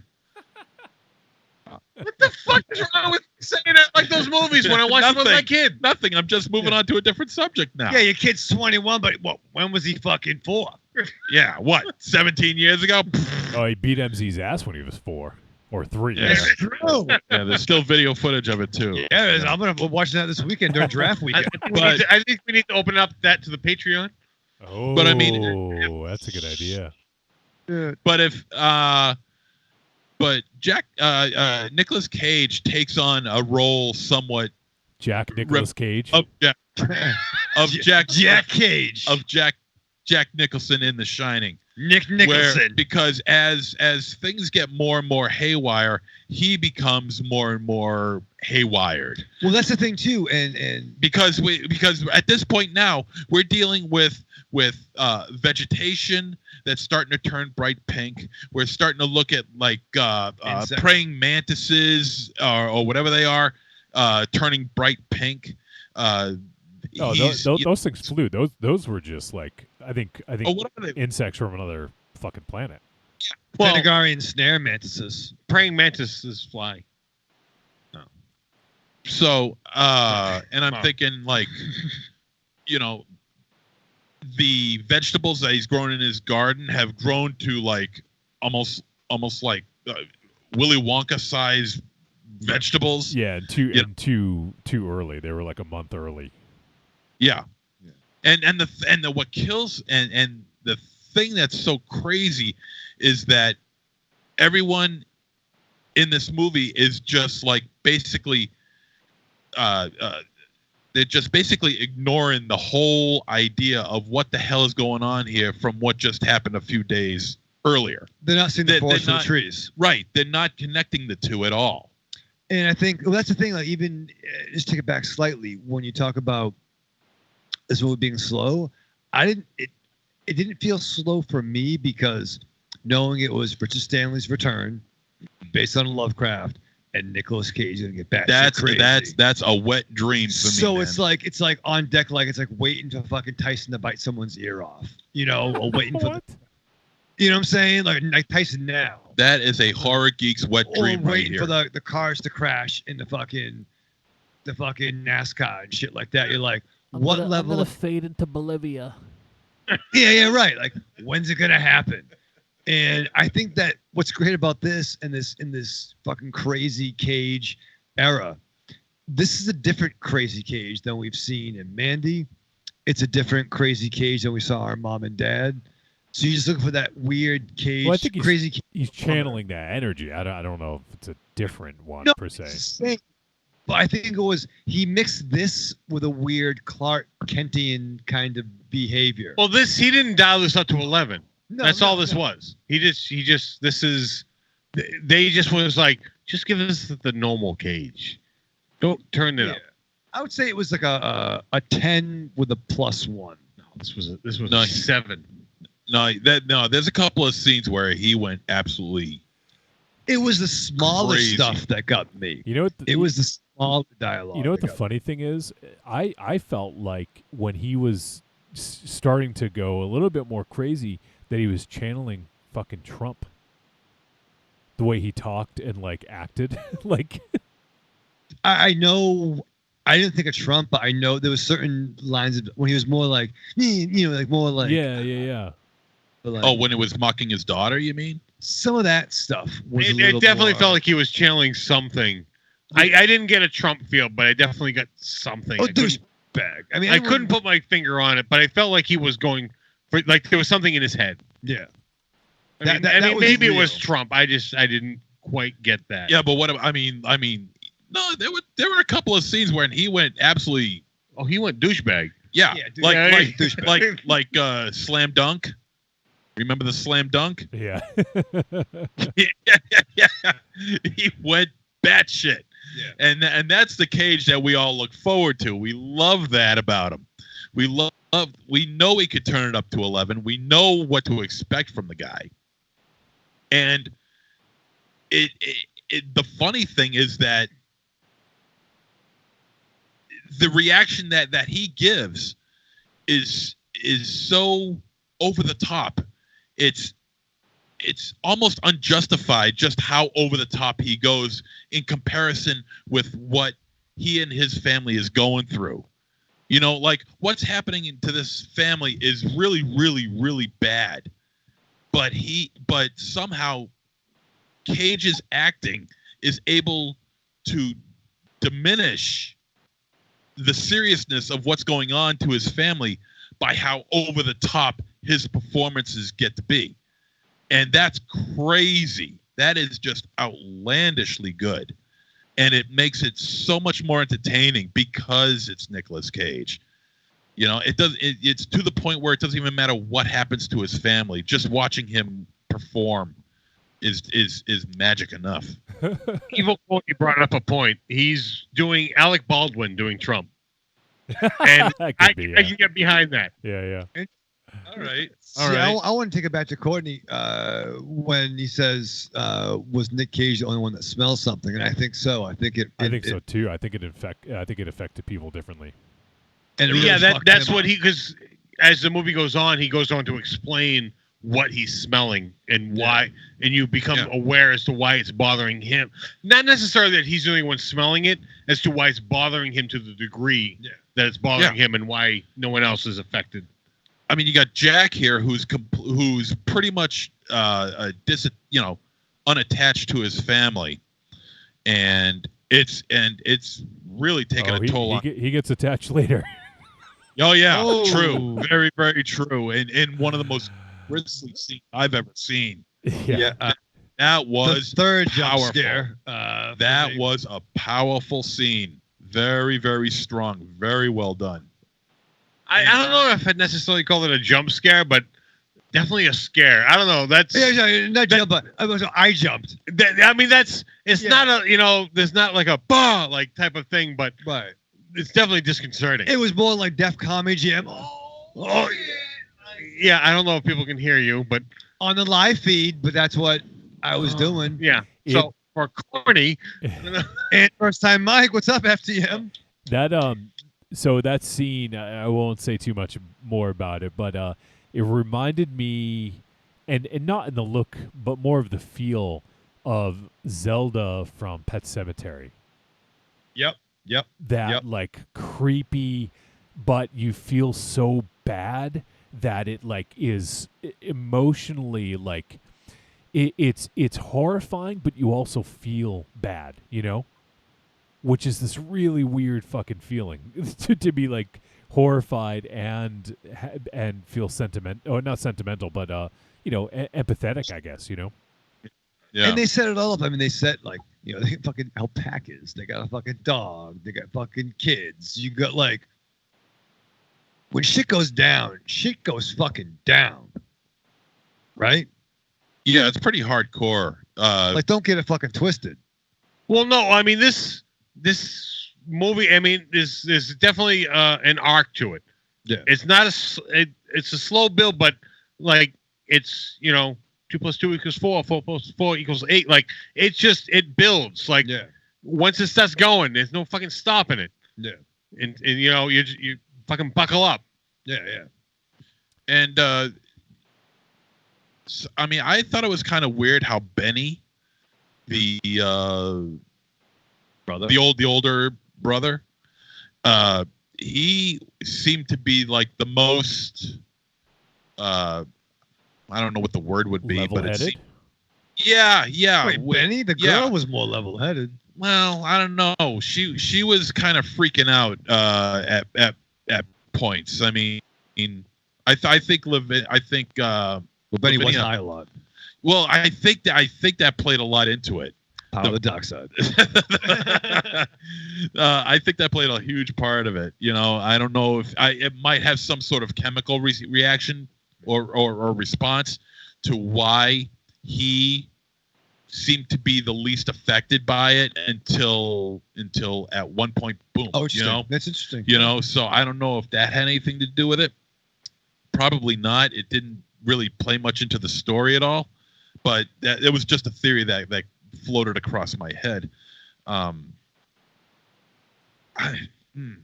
I don't know. It's just, this movie is just a sensory overload. It's an assault on you. I can only imagine how this looked in the theaters. I was thinking about that too. You know, Jesus Christ. And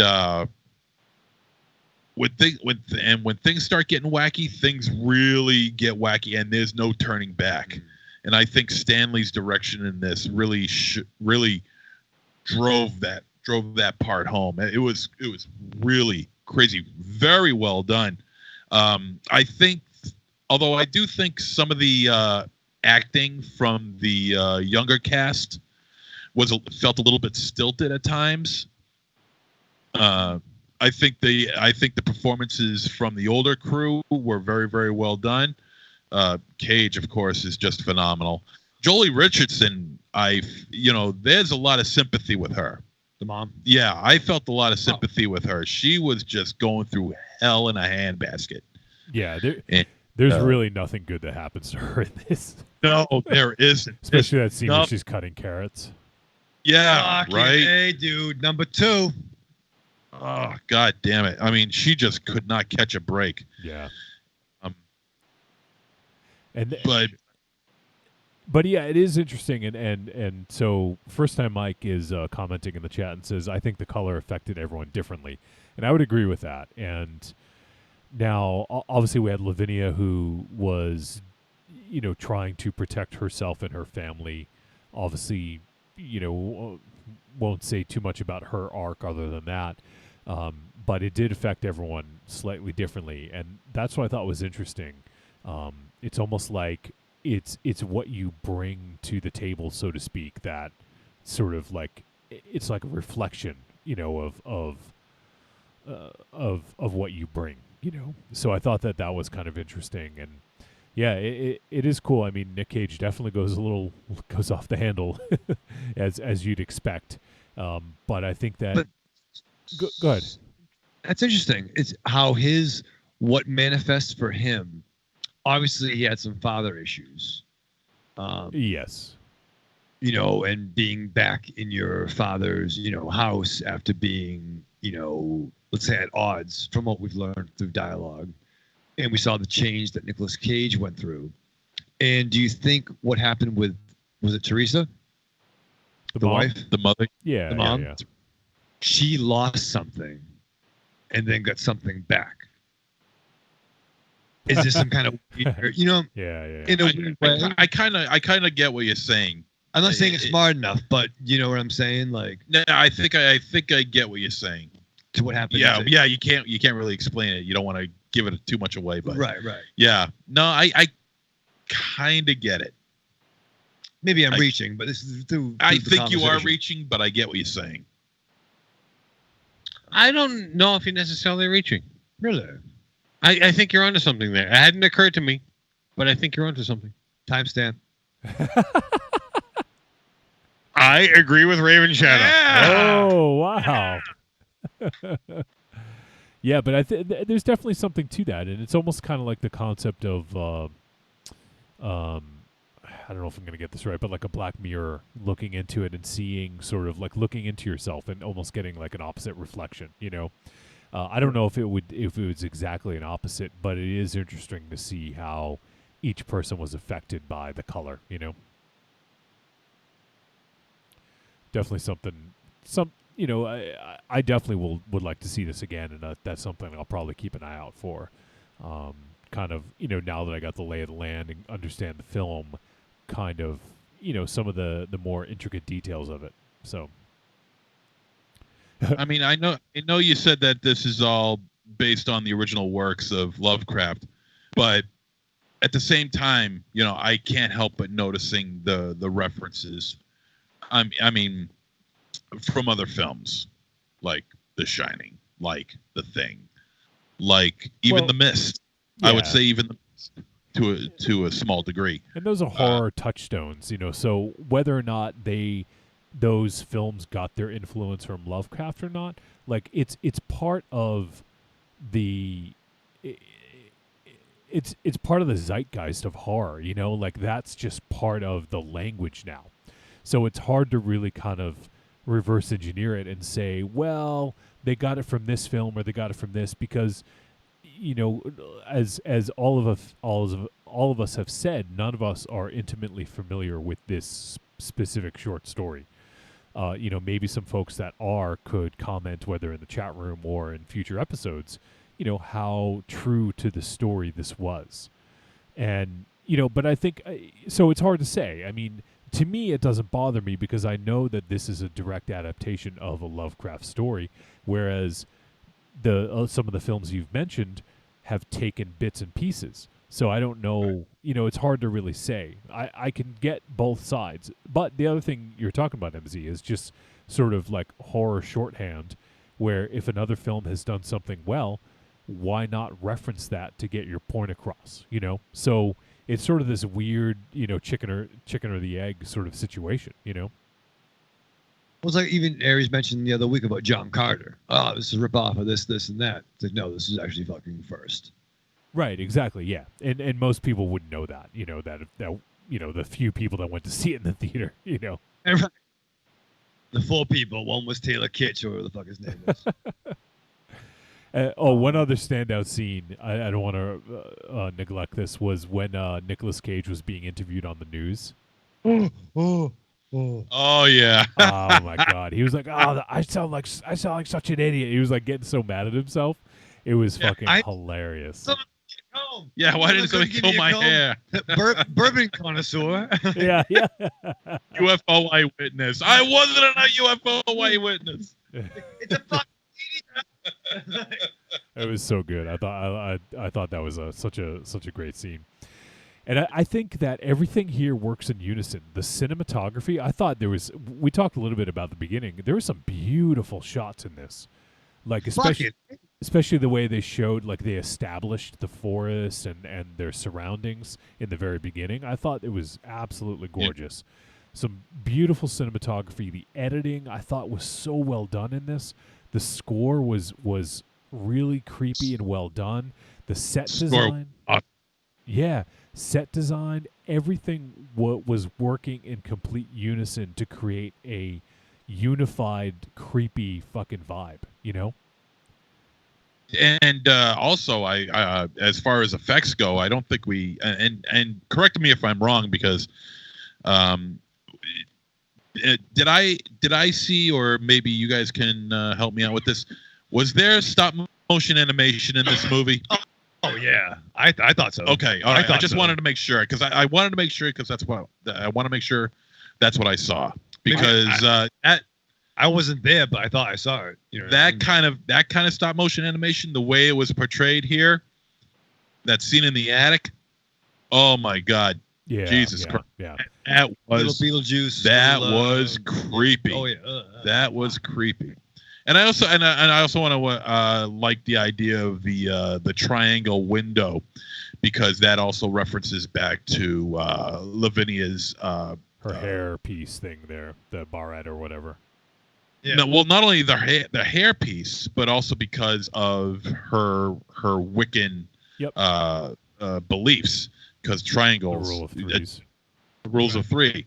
Right, and also, did you notice how she also had streaks of purple in her hair as well? Yes. I don't know if that mean anything or not, but I just thought it was just something worth pointing out. I'm sure it wasn't like an accident. You know, first time Mike, there's a drop. So the movie is true to the story. The movie is pretty true to the story. The family makeup is different, but the basic structure of the family and land being slowly corrupted by the color is kept. Yeah, so there you go. So obviously, you know, first time Mike can speak to it, because I know he's a big fan of Lovecraft. So, but yeah, so I had a feeling that was the case. But yeah, I think that, you know, there's a lot of really good stuff going on in this. And yeah, that was actually one thing I was going to bring up, MZ, was the triangle symbolism. There was definitely a lot of it going on here. And yeah, I wrote some notes down about the attic scene, but I really don't want to talk about the details, because I think that if you haven't seen this movie, that is going to fucking shock some people. Yeah, it's gonna upset a few people. It just oh boy, that was harsh. And just the way it happened, and beautiful. Yeah, like, oh man, it was great. Like that alone, if the rest of the movie wasn't that great, like that alone would be a standout, you know. But because the movie worked in a lot of different ways, that just really was like the icing on the cake, you know. And same thing with the alpacas, you know, that scene later on in the movie with them. That was a creepy fucking scene too. Yeah, you think? I didn't love that. No, I shouldn't love it. No. I didn't be like, I want that poster. I didn't think that was portrayed as well as it could have been. In what way? Do you mean execution? Without spoilers, the execution. Okay. You know, both answers. I understood what was happening, but if you just looked upon that, I don't think the idea of it would have been portrayed. All right, I can see that, but I think I was in. Well, merely because of what would happen before, I understood what they were trying to do. Yeah. But if you just stepped into that, you'd be like, "The fuck am I looking at?" Like, don't show your buddy this scene to then make it. Yeah, I mean, and not to say it was bad. It was just lacking a little bit, like the execution. It wasn't 100% portrayed. Okay. I don't disagree. So I think we should probably wrap this up. We've been talking about it for about an hour, and I still feel like there's a lot more that we could probably talk about, but you know, there's only so much that we could say. Is there anything else that you guys feel hasn't been represented properly in our discussion before we head to the verdict on this one? No. All right. No one's talking unicorn, so. All right, well, let's head to the verdict. Trick or treat, baby. I wonder if people would say you're a trick or a treat. Trick or treat. motherfucker. I mean, that's. I don't think the beat. I don't know. You know what I mean? Like, have him fucking remake Dr. Moreau again. Have that be his next fucking feature. Do it his way. Stanley method. But Stanley method. Stanley style. Dr. Moreau too. More morose. Jesus. But no, I'm sorry. I there's a little bit. But no, I was along for the ride. I think part of it was the thrill ride, the car crash of how far is Nick Cage going to go. But as it progressed, it that wasn't the driving factor for me. And I think maybe Johnny mentioned it was a slow burn. I've fallen asleep to a lot of slow. All right, fair. So I think someone might have mentioned it, but I didn't get it as a slow burn because I just wanted to see how it. I was locked in. I was locked in from the beginning, from the colors, cinematography, everything about it. I thought Stanley fucking knocked it out the park. Stanley Spadowski? Yes. Yeah. Richard Stanley's Clubhouse. Richard Stanley's Clubhouse.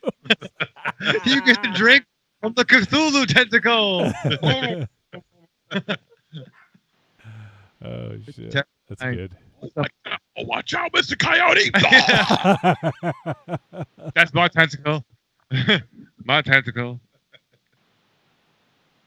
What I'm trying to say is, I liked Liviana. I thought she was in other things before. Is this her debut? No, she's been in stuff, right? Because she's really good. Yeah. Aries was doing that thing where like, motherfucker, I was digging what you were saying. Now you're saying shit. Well, and I'm no, getting because pissed off at you again. Really, did you say you like what she was in before? Was this her debut? I'm not sure what I said. I was thinking about the stockings. Oh my god. Fucking child. She played. She's probably 24 in real life. Yeah, but she's a fucking child. Oh god damn it! Give you a fucking review. All right. Yeah, it's a fucking treat, man. Fucking check that out. Batshit crazy Cage, batshit crazy fucking Dickie Stanley. Check it out. And if it means anything, if it means anything, that actress, Madeline, whatever her name is. Thank you. She's in a few episodes of the new Snowpiercer TV show. How old is she? Really? It's confirmed for Aries. No, I don't care because she's a fucking child. She's 23. She'll be 23 in a couple days. Happy birthday. Fucking child. God damn it. I'm much younger than you, Aries. It doesn't matter. She's younger than my kid. She's a fucking child. Your kid's older than 23? Yes. Wait, that means Yes, you're a fucking old man. Stop looking at children. Yeah, it's true. Stop. All right, let's go to MZ. Yeah, I agree. The fact that he's been away for so long and comes back with what is primarily his pet project. I mean, if he's been shopping this for years and years and years, and finally has the funding to make this. So he originally announced it in 2013 and had a proof of concept trailer online. So yeah. So I'm thrilled to see him back behind the camera again, doing what he loves to do. And his next project actually is this is a part of a trilogy. It's his next film is going to be the Dunwich Horror. Yeah. Another film. And then he's going to do a third film in which nobody knows what that is yet. I'm sure he's mulling it over. Does that pertain to, like, does this have to succeed for him to do all three, or is he just going to fucking do it no matter what? I think he's going to do it no matter what. As of right now, it's got a lot of great reviews. It's gaining a lot of good reviews. It's doing well at the box office, according to Wolfie. So, it must be impressing somebody to give him the money to make his follow-up feature. I thought the performances here, for the most part, are very good. Like I said, I think the acting skills on the younger cast felt a little bit stilted, a little bit off, but otherwise really quite good. The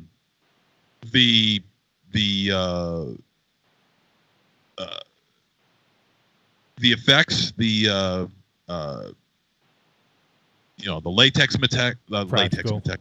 latex, yeah, practical effects. That's what I'm trying to think of. Is very well done. Very well done. I love that. I love practical effects. Keep those coming because they really shine over CGI, and the CGI in here is not that outstanding. You know, there's some scenes where it's really, really, really painful to watch, but otherwise, you know, it's not terrible. The story's being told, and that's the important thing. Nicolas Cage, I think, steals the movie with his over-the-top performances. Jolie Richardson is very sympathetic, pretty much from start to finish. And Tommy Chong, I think, plays a role that suits him perfectly. And I thought the score was great, cinematography was great. The fact that these guys are in an area where they're literally miles away from the nearest helpful neighbor, really secludes these people in an area where absolutely nobody can help them, and they can't go out for help. So that just brings up the terror even more, and more of the tension. There's some great shock scenes, a couple of great scare scenes, and the tension buildup is very slow, very deliberate, very, very oddly paced, I might add. But for some reason, it kind of fits in the mold with what we're dealing with here, and from the director that we're working with. Overall, this is a fantastic movie. I can honestly say that this is probably the first cult movie of the new decade. I love this a ton. I almost didn't want it to end. You know, I wanted it to keep going. Is there 2 more hours of this stuff? Man, it was fun. It was a fun watch. It was, if you're going into this cold, that's the best way to do it. So yes, this is a high-end treat for me. I highly recommend it. And we'll see what happens at the end of the year. Who knows? This might still be around. Right now, it's looking pretty good. All right, let's go to Aries. All right, I wish I'd been taking notes as these two motherfuckers were talking, because there was just so much that was not that I'm going to disagree or chew apart anytime you guys said, but like you were sparking things in my head as you guys were speaking, and I wish I could get them all out because I had a couple drinks. So yeah. But you know, MZ, you mentioned earlier where I picked apart last week's movie about the character development about last week's movie, and it didn't go anywhere. This, although there was a lot of character development in this movie, it wasn't just character development. There was story development as it went along. That is the difference between these two movies. This movie kept you engaged as it developed the characters. So like that is 100% different. You know, you were engaged in this as they were developing the characters. You weren't just being like, oh yeah, so this they're establishing this, they're establishing that. It was a fucking movie as you were going along. You were invested in this. Nicolas Cage, you guys both referenced that you felt he was over the top in this.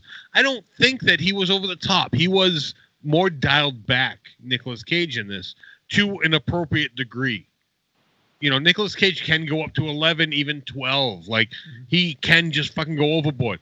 This wasn't that Nicolas Cage. This wasn't appropriate. This was a 7 or an 8. Like, this was where he was supposed to be for this movie. Because this wasn't a Nicolas Cage movie. This is a Lovecraft movie that Nicolas Cage was in. And as you watch this movie, there was no standout to this movie where it was like, okay, this character is the character that's going to be the superstar. This character is going to be in the sequel. No, there was no definite to that. This involved all the characters. You didn't know who was going to make this movie, and that was why this movie was so great as an adaptation of a book where there wasn't a star. There was all these characters that just developed in this Ensemble. story. Yeah. Ensemble. Okay. Where it was just, it didn't matter who was playing these roles. You didn't need a star to survive these roles. And that was one of the great things about this, that you didn't know where it was going at times. If you weren't familiar with the story, anyone could have been the superstar that survived, that killed Dracula at the end. Not that there's Dracula in this movie. That was just That'd be fucking awesome. Yeah. If like Space Dracula came out. But I mean, that was just the beautiful thing. Every time you thought you knew where the story was focusing, they switched it and they went to a different character, and that was great because, like I said, you didn't know who this movie was about. Any one of these characters could have been the star come the end of this movie, and it was great. And all the actors played these parts great. MZ mentioned that the younger actors, he thought didn't play the parts well. I thought they played the parts perfectly. I thought everyone was outstanding in their roles. This movie is definitely a treat. All right, and for me, yeah, this is a big time treat. I really had a lot of fun with this, and there's not much more I can say that hasn't already been said. But I think this is Richard Stanley basically. Not only is he opening the door to himself, I think he kicked that fucking door down and is like, look what I can fucking do. Where have I been for 25 years? You know? So I really, really love this, and I think it's a great adaptation based on what I know. And I think there's great performances. And like I said, the technical aspects of this really put this over the top, because this would still be a good movie with a with decent cinematography and decent score and everything. But I think everything really was kind of almost next level with the cinematography, the editing, the score, the design, and everything just really created this. Everything was working in perfect unison, I think, for this. And that's really what kind of puts it over the top. So not only is it a well-made movie and a well-told story, but those things are done exceptionally well, especially the way it was made, the technical aspects. So that really puts it over the top for me. And also the thing that's really difficult, and this is one of the things that I think can be challenging for a filmmaker that's adapting Lovecraft, is a lot of the horror isn't seen, right? Like that's like the cosmic horror is what's scarier than what you can imagine in your head, as opposed to an author or a filmmaker showing you what you should be afraid of. Like that is, I think, the truest horror is going to be different for everybody. And that's why it's kind of interesting that everybody reacted differently to the color in this, So I think for me, I think that's kind of like the big thing here, I think, is being able to, because there's really, without getting into too much spoiler territory, there's really kind of no monster per se in this. It's the people that become monsters based on how they interact with their new environment, I'll say. But one of the difficulties was showing the color. And the thing that they did really well was they didn't settle on a color. They settled on several colors and made it in this, like, showed it in this way that was very difficult to decipher exactly what the color was. It was a pink, it was a purple, it was like a white, but it never was one color, which I really thought was a smart idea. So, yeah, all that being said, I mean, this is a really, really phenomenal film, and I can't wait to see what Richard Stanley's going to do with the Dunwich horror, because, I mean, I think that this is a big step for him, and he's getting to do the stuff that he's wanted to do. So I'm excited for that, and I think this is a great movie. I think a lot of horror fans are going to love this. This is, I mean, even if you don't like the direction of the story, or if you don't like some of the performances, I think there's enough here for almost every horror fan to find something, and if you're not if you don't have a visceral reaction to that attic scene, I don't know, man. I think there might be something wrong with you. Like, Yeah, right? Yeah. that is a standout scene among horror films like that we've seen on this show, let alone maybe in the last 20, 30 years, right? Yeah, that's a fucking thing. So I really love this film, and I think a lot of people out there will like it. So Color Out of Space is available on VOD. That is going to wrap up our discussion. Although I think we do have a few voicemail that will discuss it. So the conversation will continue a little bit. But before we head there, the next thing I want to bring up is next week. So I wasn't sure what we were going to do because, once again, we're playing catch-up with a lot of these films that were supposed to come out last month and ended up coming out a little bit later. But we're going to go ahead. Next week, we're going to kick it into high gear, and we're going to be doing, from the Safdie brothers, starring Adam Sandler, Uncut Gems. Oh. You zigged. No, you zerged. You zerged right there. Yeah, so we're going to do Uncut Gems next week because I've been looking forward to this. The Safdie brothers, who did Good Time, if you all remember, we reviewed that one very favorably with Bobby Patts, Robert Pattinson. Yeah. So I've been dying to see another film from the Safdie brothers because I love that movie so much that it just really, they shot them up high on my list. So I can't wait, and I've heard a lot about this film. So we're going to check out Uncut Gems for next week.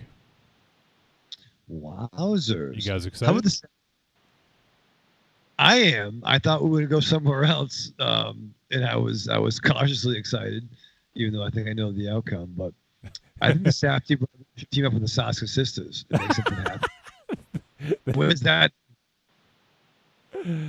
Oh man, so that's almost like an amalgamation, like that would be created by the Color Out of Space. We'd have like the Safdie sisters or the Saska brothers. Oh man, that's like when fucking Age of Amalgam, when Marvel and DC crossed over. Yeah, outrageous. Wow, this cast. Yeah, I'm looking at the cast. It's crazy. It's got Adam Sandler in it. John Amos. Oh shit. Yeah. McDowell himself. Lakeith Stanfield from he was in Get Out. He's been in a bunch of stuff, but also Kevin Garnett. What? Yeah. Yeah, Kevin Garnett. Big Kevin Garnett? He plays Larry. He plays Ullman? himself too. He plays Kevin Garnett. Is this in Boston? Tilda Swinton.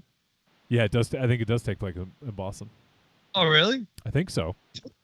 Really? Because he's a Celtics player in the film. So. Shit. Kevin Garnett makes you pick up your phone? Really? You haven't touched your phone in a fucking month during the show. He says Kevin Garnett, you pick up your phone. Kevin Garnett's not the boss of me. What the fuck? I'm just looking around, see what's going on. Oh, look, fucking a gingerbread house. Or like Christ. Shamrock Shakes just got a boozy upgrade. I'm looking at things. Jesus Christ. All right, MZ, how long until we come back? Yeah, no break. We're going right in. It's 10:30. We're going right into the next thing. You're probably going to skip Corny's his voicemail again because you always skip out on Corny's voicemail. I love Corny's voicemail. I have to record. I play with him in the fucking bathroom sometimes. What? But go ahead. What the fuck? Was that out loud? Yeah. By the way, first time Mike, this is a few minutes ago, he said, I had the paperback version of the Necronomicon that Lavinia had. That's cool. Yeah. And he also said the time frame in the story, in the short story, is months. The movie seems to be about a week. And yeah, I know we're done, but like I had a question about time a little bit too. All right, well maybe it'll be addressed in one of the voicemails, and then we can discuss it because I want to get to these. So, speaking of which, I guess we'll start with Evil Corny and see. I think he talks about the film. Let's check it out. Hey guys, this is Evil Corny. I really enjoyed watching The Color Out of Space. I'm giving that a treat. Overall, it was an excellent horror film. Nicolas Cage was off the hook in this one. Really enjoyed it. I have a question for you all. Being that the new Batmobile was released, pictures of the new Batmobile were released this week. I really enjoyed that Batmobile. I can't wait for that film to come out next year. It's going to be pretty interesting. I just wonder what direction they're going in on that. But the Batmobile has always been one of my favorite vehicles in comic books or in fiction. My overall favorite one was the one from Batman versus Superman, the one that Ben Affleck was driving. It, had a sportier look than the Tumbler and, was a little bit more, a little more sleek and, somewhat practical for what was going on in it. And then, the Fantastic Car from, Fantastic Four. And I'm talking about the old type that was like the washed up that was flying around. Those are two of my favorite vehicles in fiction. But I have a question for you all. What vehicle would you all want to have from comics or movies or whatever? Oh, yeah, the Millennium Falcon's also one of my favorite vehicles. But, we're on Earth and I, won't have to do any space travel or anything. But, I guess I have three favorite vehicles. The Millennium Falcon, the old washed up looking Fantastic Car, and Ben Affleck's Batmobile. You all have a good one. Evil Cornet out. What up, Raven Shadow? Oh, my boy. All right, cool. All right, Corny, thanks, man. Thanks for the message, and glad you dug the film. So who wants to go first? That's a fucking good fucking question, Corny. I mean, that's we could do an hour on that. Do you have an answer or are you stalling? No, all right, well, fine. Is it 3 or is it 1? Do we give 3? You give one answer. One answer. Corny gave 3, okay? One answer. Johnny, Corny gave 3 of them. You get 1. Corny asked the question, so you get 1. Well, I've already said my favorite Batmobile is the Norm Breyfogle version. And Corny already mentioned the Millennium Falcon because, to be fair, you got to go with the Millennium Falcon. I'm going to go a little bit off the grid. I'm going to say the Falcon car. Blue Falcon Dynamite. That was pretty fucking dope. No one talks about the Falcon car enough. It's true. I can't even picture it, so that's why I'm not talking about it. Use your fucking phone. Find it. Here's the deal. I don't care. It's the Falcon car. I get 2 more, right? No, you get 1. All right. That's your answer. MZ, go ahead. This is easy. I can't wait. Optimus Prime. Oh. I knew it. I knew it. He doesn't get to transform, though. Yes, he does. Does he get to talk? He's Optimus Prime. He gets to do whatever he wants. All right, Aries. I'm gonna go with the Monkey Mobile. Wowzer! That stressed GTO. Yeah, talk about obscure. Wow. I don't know. I've always loved that. All right, yeah. You do love the Monkey Mobile. I don't know how I mean, I'm sure there's some others that I'm maybe forgetting about, but first thing that came to mind, how can you go with anything other than the fucking DeLorean from Back to the Future? Oh. I can fucking time travel. It's not just a car. I can time travel. It's an adventure. Yeah, it's not just a car, it's an adventure. Why can't we have 3 each? Oh no. Geez. Raven Shadow, it's 10-40. That's why. Get past it. Go to the next phone. Put them on a post. Make a post on Trick or Treat Radio. Yeah, there you go. You can put as many as you want. I can put it in the fucking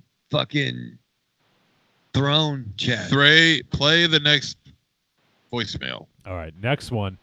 Let's hear from our buddy Carlitos. Hey, Trick or Treat Radio, it's Carlitos. How you guys doing? I thought I'd give you guys a call before I head into the gym. Reaching my goal of being jacked like Johnny Wolfenstein. Yeah. Anyway, I thought give you my thoughts on The Color Out of Space. And a couple of movies you guys recently reviewed. So, Yeah, so Color Out of Space. Yeah, this movie's a treat. I really dug this movie, and it was very well shot. The acting wasn't great, but it was okay. Nicolas Cage, he was fine until he started talking a certain way. I won't get into it too much. I mean, I'm sure you guys would probably discuss that part of the film. It's pretty funny. And the rest of the family, they were serviceable, but the film looked great. The effects were really good all around, both the practical and the digital stuff. I was actually quite impressed with the digital stuff, considering that this is a lower budget movie. Also, I also felt that this, I'm not sure if that was the end goal here, but it felt like a sci-fi horror film from the 80s.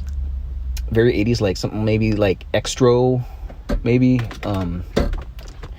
And like a big part of that too was the soundtrack. And it wasn't like a synthy soundtrack like a lot of these filmmakers using to make their films very 80s like, but it was more of an orchestrated type of music, and it was really good. The placement of it and stuff, you kind of play in the background during dialogue scenes and here and there, and just kind of give a different feel. I'm not sure if that's something resultant of Richard Stanley not having directed a movie in a while, like a movie in a while and stuff like that. But yeah, other than that, I really dug it, and yeah, that's it. And then other couple movies that I watched in the past, I checked out VFW, and this is also a treat. I really dug this movie. I really like the characters. Long story short, these guys, all the old grizzled Vietnam War vets, remind me of my dad, who is, look, he wouldn't mind me saying this, he's an old grizzled Vietnam War vet. Like, I would say his personality would be between Sadler's character and Fred Williams' character a little bit. But yeah, I really dug it. I like the young soldier guy. I like the interaction between them two. I like how he walked in. They never taunted him. They both showed respect to each other, and I thought, wow, that's super cool. And I'm actually was really happy to see him like get his time in, and all, as well as all the actors, they all had their moment. It was nice to see him having their moment. I can't really explain exactly. They all had nice scenes, well acted scenes, and like they all acted really good, and they haven't missed a beat, and that's it. It was a little dark at times, but it didn't really bother me as the movie went on. So but yeah, that's it on that. I really enjoyed it, and who doesn't love a good siege film? And then I'll just throw this one real quick. I just saw Parasite, and that was good. And yeah, very well shot. Looks great. Very well acted. I liked the family, but then they were kind of awful people, and then that turn happened, and I'm not sure where it was going. But like, yeah, very good movie, as expected, and stuff like that. And that's it, guys. That's all I have. I'm gonna go ahead and head to the gym now. So me and Johnny can meet in the ring one of these days. So you guys have a good night. I'll talk to you later. Bye. All right, buddy. Awesome hearing from you, man. And dude. Glad you dug the film, and also glad you dug VFW. So cool. Oh, and we actually are going to hear again from Carlitos in just a moment. But before that, let's head to our buddy, First Time Mike. What's up, Trick or Treat family? This is First Time Mike. How's everybody doing? The review I've been waiting for, the movie I've been waiting to get, The Color Out of Space by Richard Stanley, his first non-documentary film in 25 years since the debacle that was The Island of Dr. Moreau. An adaptation of a great Lovecraft story, The Color Out of Space. Well, I'm not even going to hide it right now. I consider this movie a high treat. It was great. I picked it up on Sunday. I've watched it about 2.5 times since Sunday, and it is a beautiful adaptation of the story, and is I put it up there among the best Lovecraft adaptations of all time. And because it remembers one thing that a lot of adaptations, especially when they go movie length, forget to do.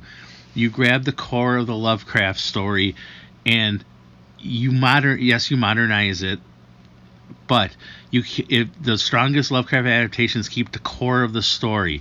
And the core of this story is basically how the color out of space takes over the Gardner farm and corrupts everything. It corrupts the land, the sky, the water, the people. And it's a multicolored masterpiece of filmmaking. In the first viewing of the movie, you see like all the purple and pink lights, the blends of color here and there, the different versions of corruption. But a second viewing, and even like the third viewing, you notice like in the corner something maybe growing out of thing, or a strange noise like just on the outskirts of the music in the movie, or in a panning shot you notice like little things going on that you don't notice in your first view, and you just see how this meteorite that's come down just insinuates itself into the land and just corrupts everything it touches. Nicolas Cage was great. He was restrained a lot of it, but by the end of the movie, he had his wacky Nicolas Cage moments that you love and expect, but I actually, towards the end, just felt incredibly sorry for this character who just wanted to take his family to the country and do what's best for his wife and his family, and this thing has basically destroyed his life and fractured his reality for no reason other than the fact that that's where the meteorite hit his farm, and the decay is nothing. Jolie Richardson is great. Tommy Chong, restrained and really entertaining. And I liked the fact that there were several ways I thought the movie was going to go to with I thought the gentleman that played Ward Phillips did a great job, and I'm glad they resisted the fact that they didn't make a romance between him and the daughter. You know, there's hints, there's the attraction you see. That's probably the most spoiler you're going to get. But they resisted the urge to add too many, and this is a flaw that a lot of Lovecraft adaptations had. It's just adding on too much to the story. You don't have romance in this story. This is about the destruction of a family by a cosmic force beyond their control, and it is so well done. And I keep on saying that because Richard Stanley, he's a guy that if you've seen Dust Devil, I think it's from 1988, is one of his first movies that he did. He managed to take a desert and make it dangerous, beautiful, and almost mythic. And here he takes one of the hardest Lovecraft films, because the color out of space is basically a color that's never existed on Earth, and he basically did a visual on how this looks, and it's plain out gorgeous. A well use of lighting, sound, and I actually like the characters, and I knew what story was what I was coming in, and I was hoping, hey, maybe it might be this is Lovecraft through and through, and I eagerly await if they're doing a Lovecraft shared universe like this. I'm all for it. I want to let's see Richard Stanley do another one, and if he can do it as good as he did this one, first time Mike is on board. Again, high treat. This is first time Mike saying, we're on the road to episode 400. Woo! Bye. Oh man, I love that. Thank you, first time Mike. Mostly because he has perspective that none of us have. So I'm glad that he was able to convey that to the listeners, because he's read the story, and it is interesting to hear him talk about seeing it multiple times and seeing additional things that he didn't the first time. So I had a feeling that might be the case, but I'm glad that he verified that, and he's right. I mean, this is just a landmark film for Richard Stanley, and it's it's amazing that it's taken 25 years for him to get back to it, but he has, and And I'm sure First Time Mike is also going to be glad to hear. I don't know if he knew, but he's going to be doing the Dunwich Horror. So it's going to be a trilogy of Lovecraft films. So I don't know if they're going to be a shared universe in the sense that, they'll reference each other. I doubt that, but a shared universe in the sense that it'll take place in the same fictional world. So yeah, I can't wait for that. And I feel pretty confident that it won't take 25 years for that to get done. Yeah, I don't think so either. So great voicemail First Time Mike. Thanks, man. We appreciate you calling in and leaving your thoughts. And let me see. We got one more here. And this is a follow-up from Carlitos. So let's give this a listen. Just real quick, I just want to know if Raven Shadow ever found out what flossing is. And that's it, guys. Have a good night. Bye. Raven Shadow? Flossing? Yeah. Did you ever find out? Oh, that would be a no. Yeah. No. Flossing? Look it up on your phone there, hero. No, can I borrow Monster Zero's phone? No, what? you can't use my phone. Why do I remember that? No. Why do I remember that? Stop taking things that mean other things. Make up new things. It is. I know what he's talking about. And if I know what he's talking about, to make up new things and making up. Yeah. Flossing is by the fucking Dental Association. Very highly recommended. That's not what he's talking about. No, but then call it. I don't know. Fucking. Well, snogging's a thing, right? Flogging's a thing. Snogging. What? The snozzberry. It's like snozzberries. Yeah, it's a British thing. It's like a fucking. Oh my god. Do you know what it means? No, it's a weird sex shit. No. Jesus. No. Flossing is above a thong. No. I've done that. No. You've worn the thong? Is that what you're saying? I said I'd done that, but it's not a past tense with him. Yeah, no. I did have a Speedo one day. Well, that's fucking weird. Let's edit that out. So you have a picture of it? What's flossing? Here, I'm going to put a GIF in the chat. Let me just find the right one here. It's my phone's pissing me off right now. It's not letting me skip the ad. Don't piss me off. Oh, look, Abercrombie and Finch. Yeah. Okay. Oh, I found the tutorial. Let me skip ahead. Oh God, this. No, stop. No, there's plenty of fucking words that haven't been used yet. Well, when you fucking see it. All right, I put it in the chat. Aries has the chat there, maybe. That's not sexual at all. No. Well, it's not supposed to be. Yeah. What do you mean sexual? Yeah. Where did you get that from? Well, why not? I mean, like, why? What do you mean, why? Wait. You're saying where's sexual thing, and you're saying, well, why not? Oh, I thought it was a crazy. Yeah, fucking, I think you're projecting, Raven Shadow. Yeah. I'll give you some fucking Tokyo flossing. I'll fucking do that. How much does that cost? Oh my fucking god! What the fuck are you talking about? Like make a name like a wrestling move. I'm gonna blow my brains out. Like make. That's just someone. This is someone like moving their arms. Well, that's what they're doing. That's what it is. It looks like fucking like. Let's see you do it. Are you familiar with the dance called the mashed potato or the twist? Macarena. You do really?